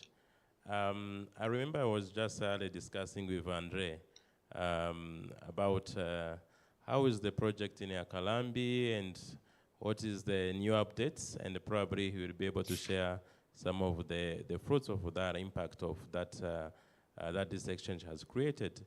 And it was kind of reflection to me that the impact that the project have created not only remain only in that village we are working in, but also the other people learned from what was happening there. Probably we'll be able to share that insight. But I feel like it's, sometimes you, the impact that this kind of exchange program has on us may be seen in a way that maybe it's through what you are doing, but there is always an unconscious learning that other people are picking the, for example, if we're talking about leadership, and Vera or Fernand are mentioning about the experience they learned, there are also people who are also watching over what they are doing. So it's really kind of looking on when we are assessing the impact this kind of exchange had. It's not only what we are doing, but also the impact that the whole other people who are the life that we have touched. So I feel like it's again to express a word of gratitude for everyone who is supporting this initiative. And as we were discussing yesterday with PAF, I think there is a lot to do together. And echoing to what Edmond mentioned, let's leverage technology, but also don't lose the human touch, because I think this personal connection are so meaningful and make us make it more intentional to have create this long-lasting impact. But I think maybe a question will go to Plum, and just to, I know you will be coming to Rwanda at some point, but what's your vision looking on 18 years of experience and someone who has like this kind of long-time vision?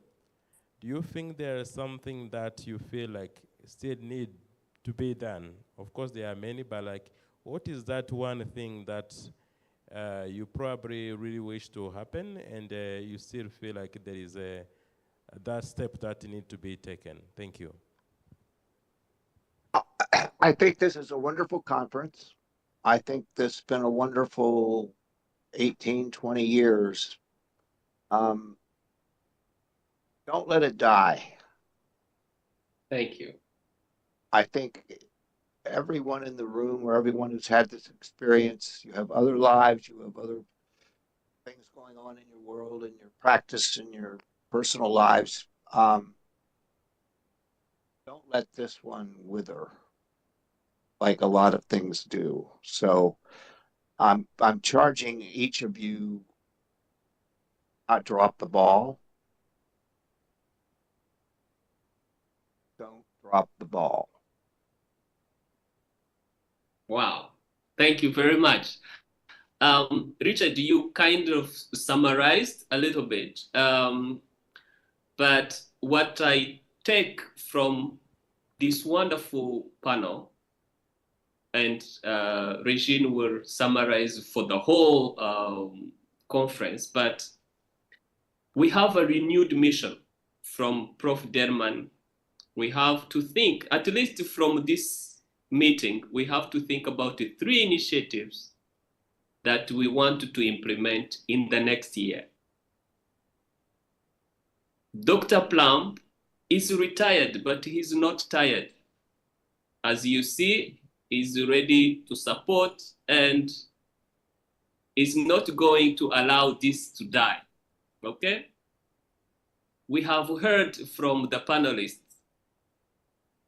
from how we need to consider the context, how do we have to adapt, how we have to apply effective mentorship. And I think we have all it takes to co-create, like Edmond said, and we have to leverage technology. Richard, you repeated that from Edmond, and we have to keep this human touch. For this, I thank you very much for my panelists, for your wonderful contributions, and I bring back the discussion in the room, and I thank you very much. Thank you, Damas, everybody. Thank you.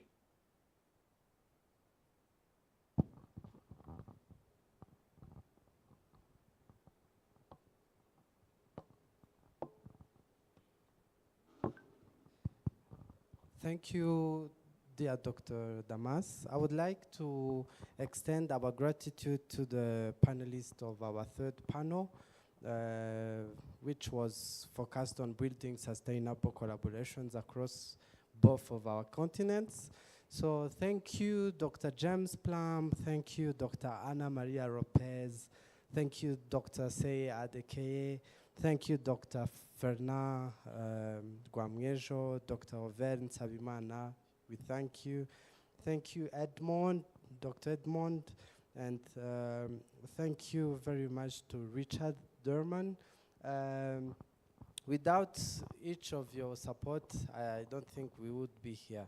So I would like to welcome you for our lunch break.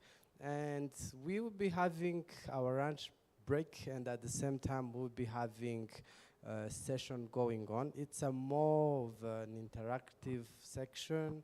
It will be a session on panel 4, inside the observership experience, the preparation, the expectations, and daily realities. So you have time to go through our lunch, and you get your lunch, then you join us here. Then in like 15 minutes, we'll kick off with the 4th panel so that we keep your time, and we would as well be enjoying the sessions of today. Thank you very much. And you are welcome to keep following up the Rwanda Jefferson Day online. It's still on streaming, and you are as well permitted to grab water or anything. So don't be jealous. Anyway, thank you very much. I wish you a wonderful lunch break.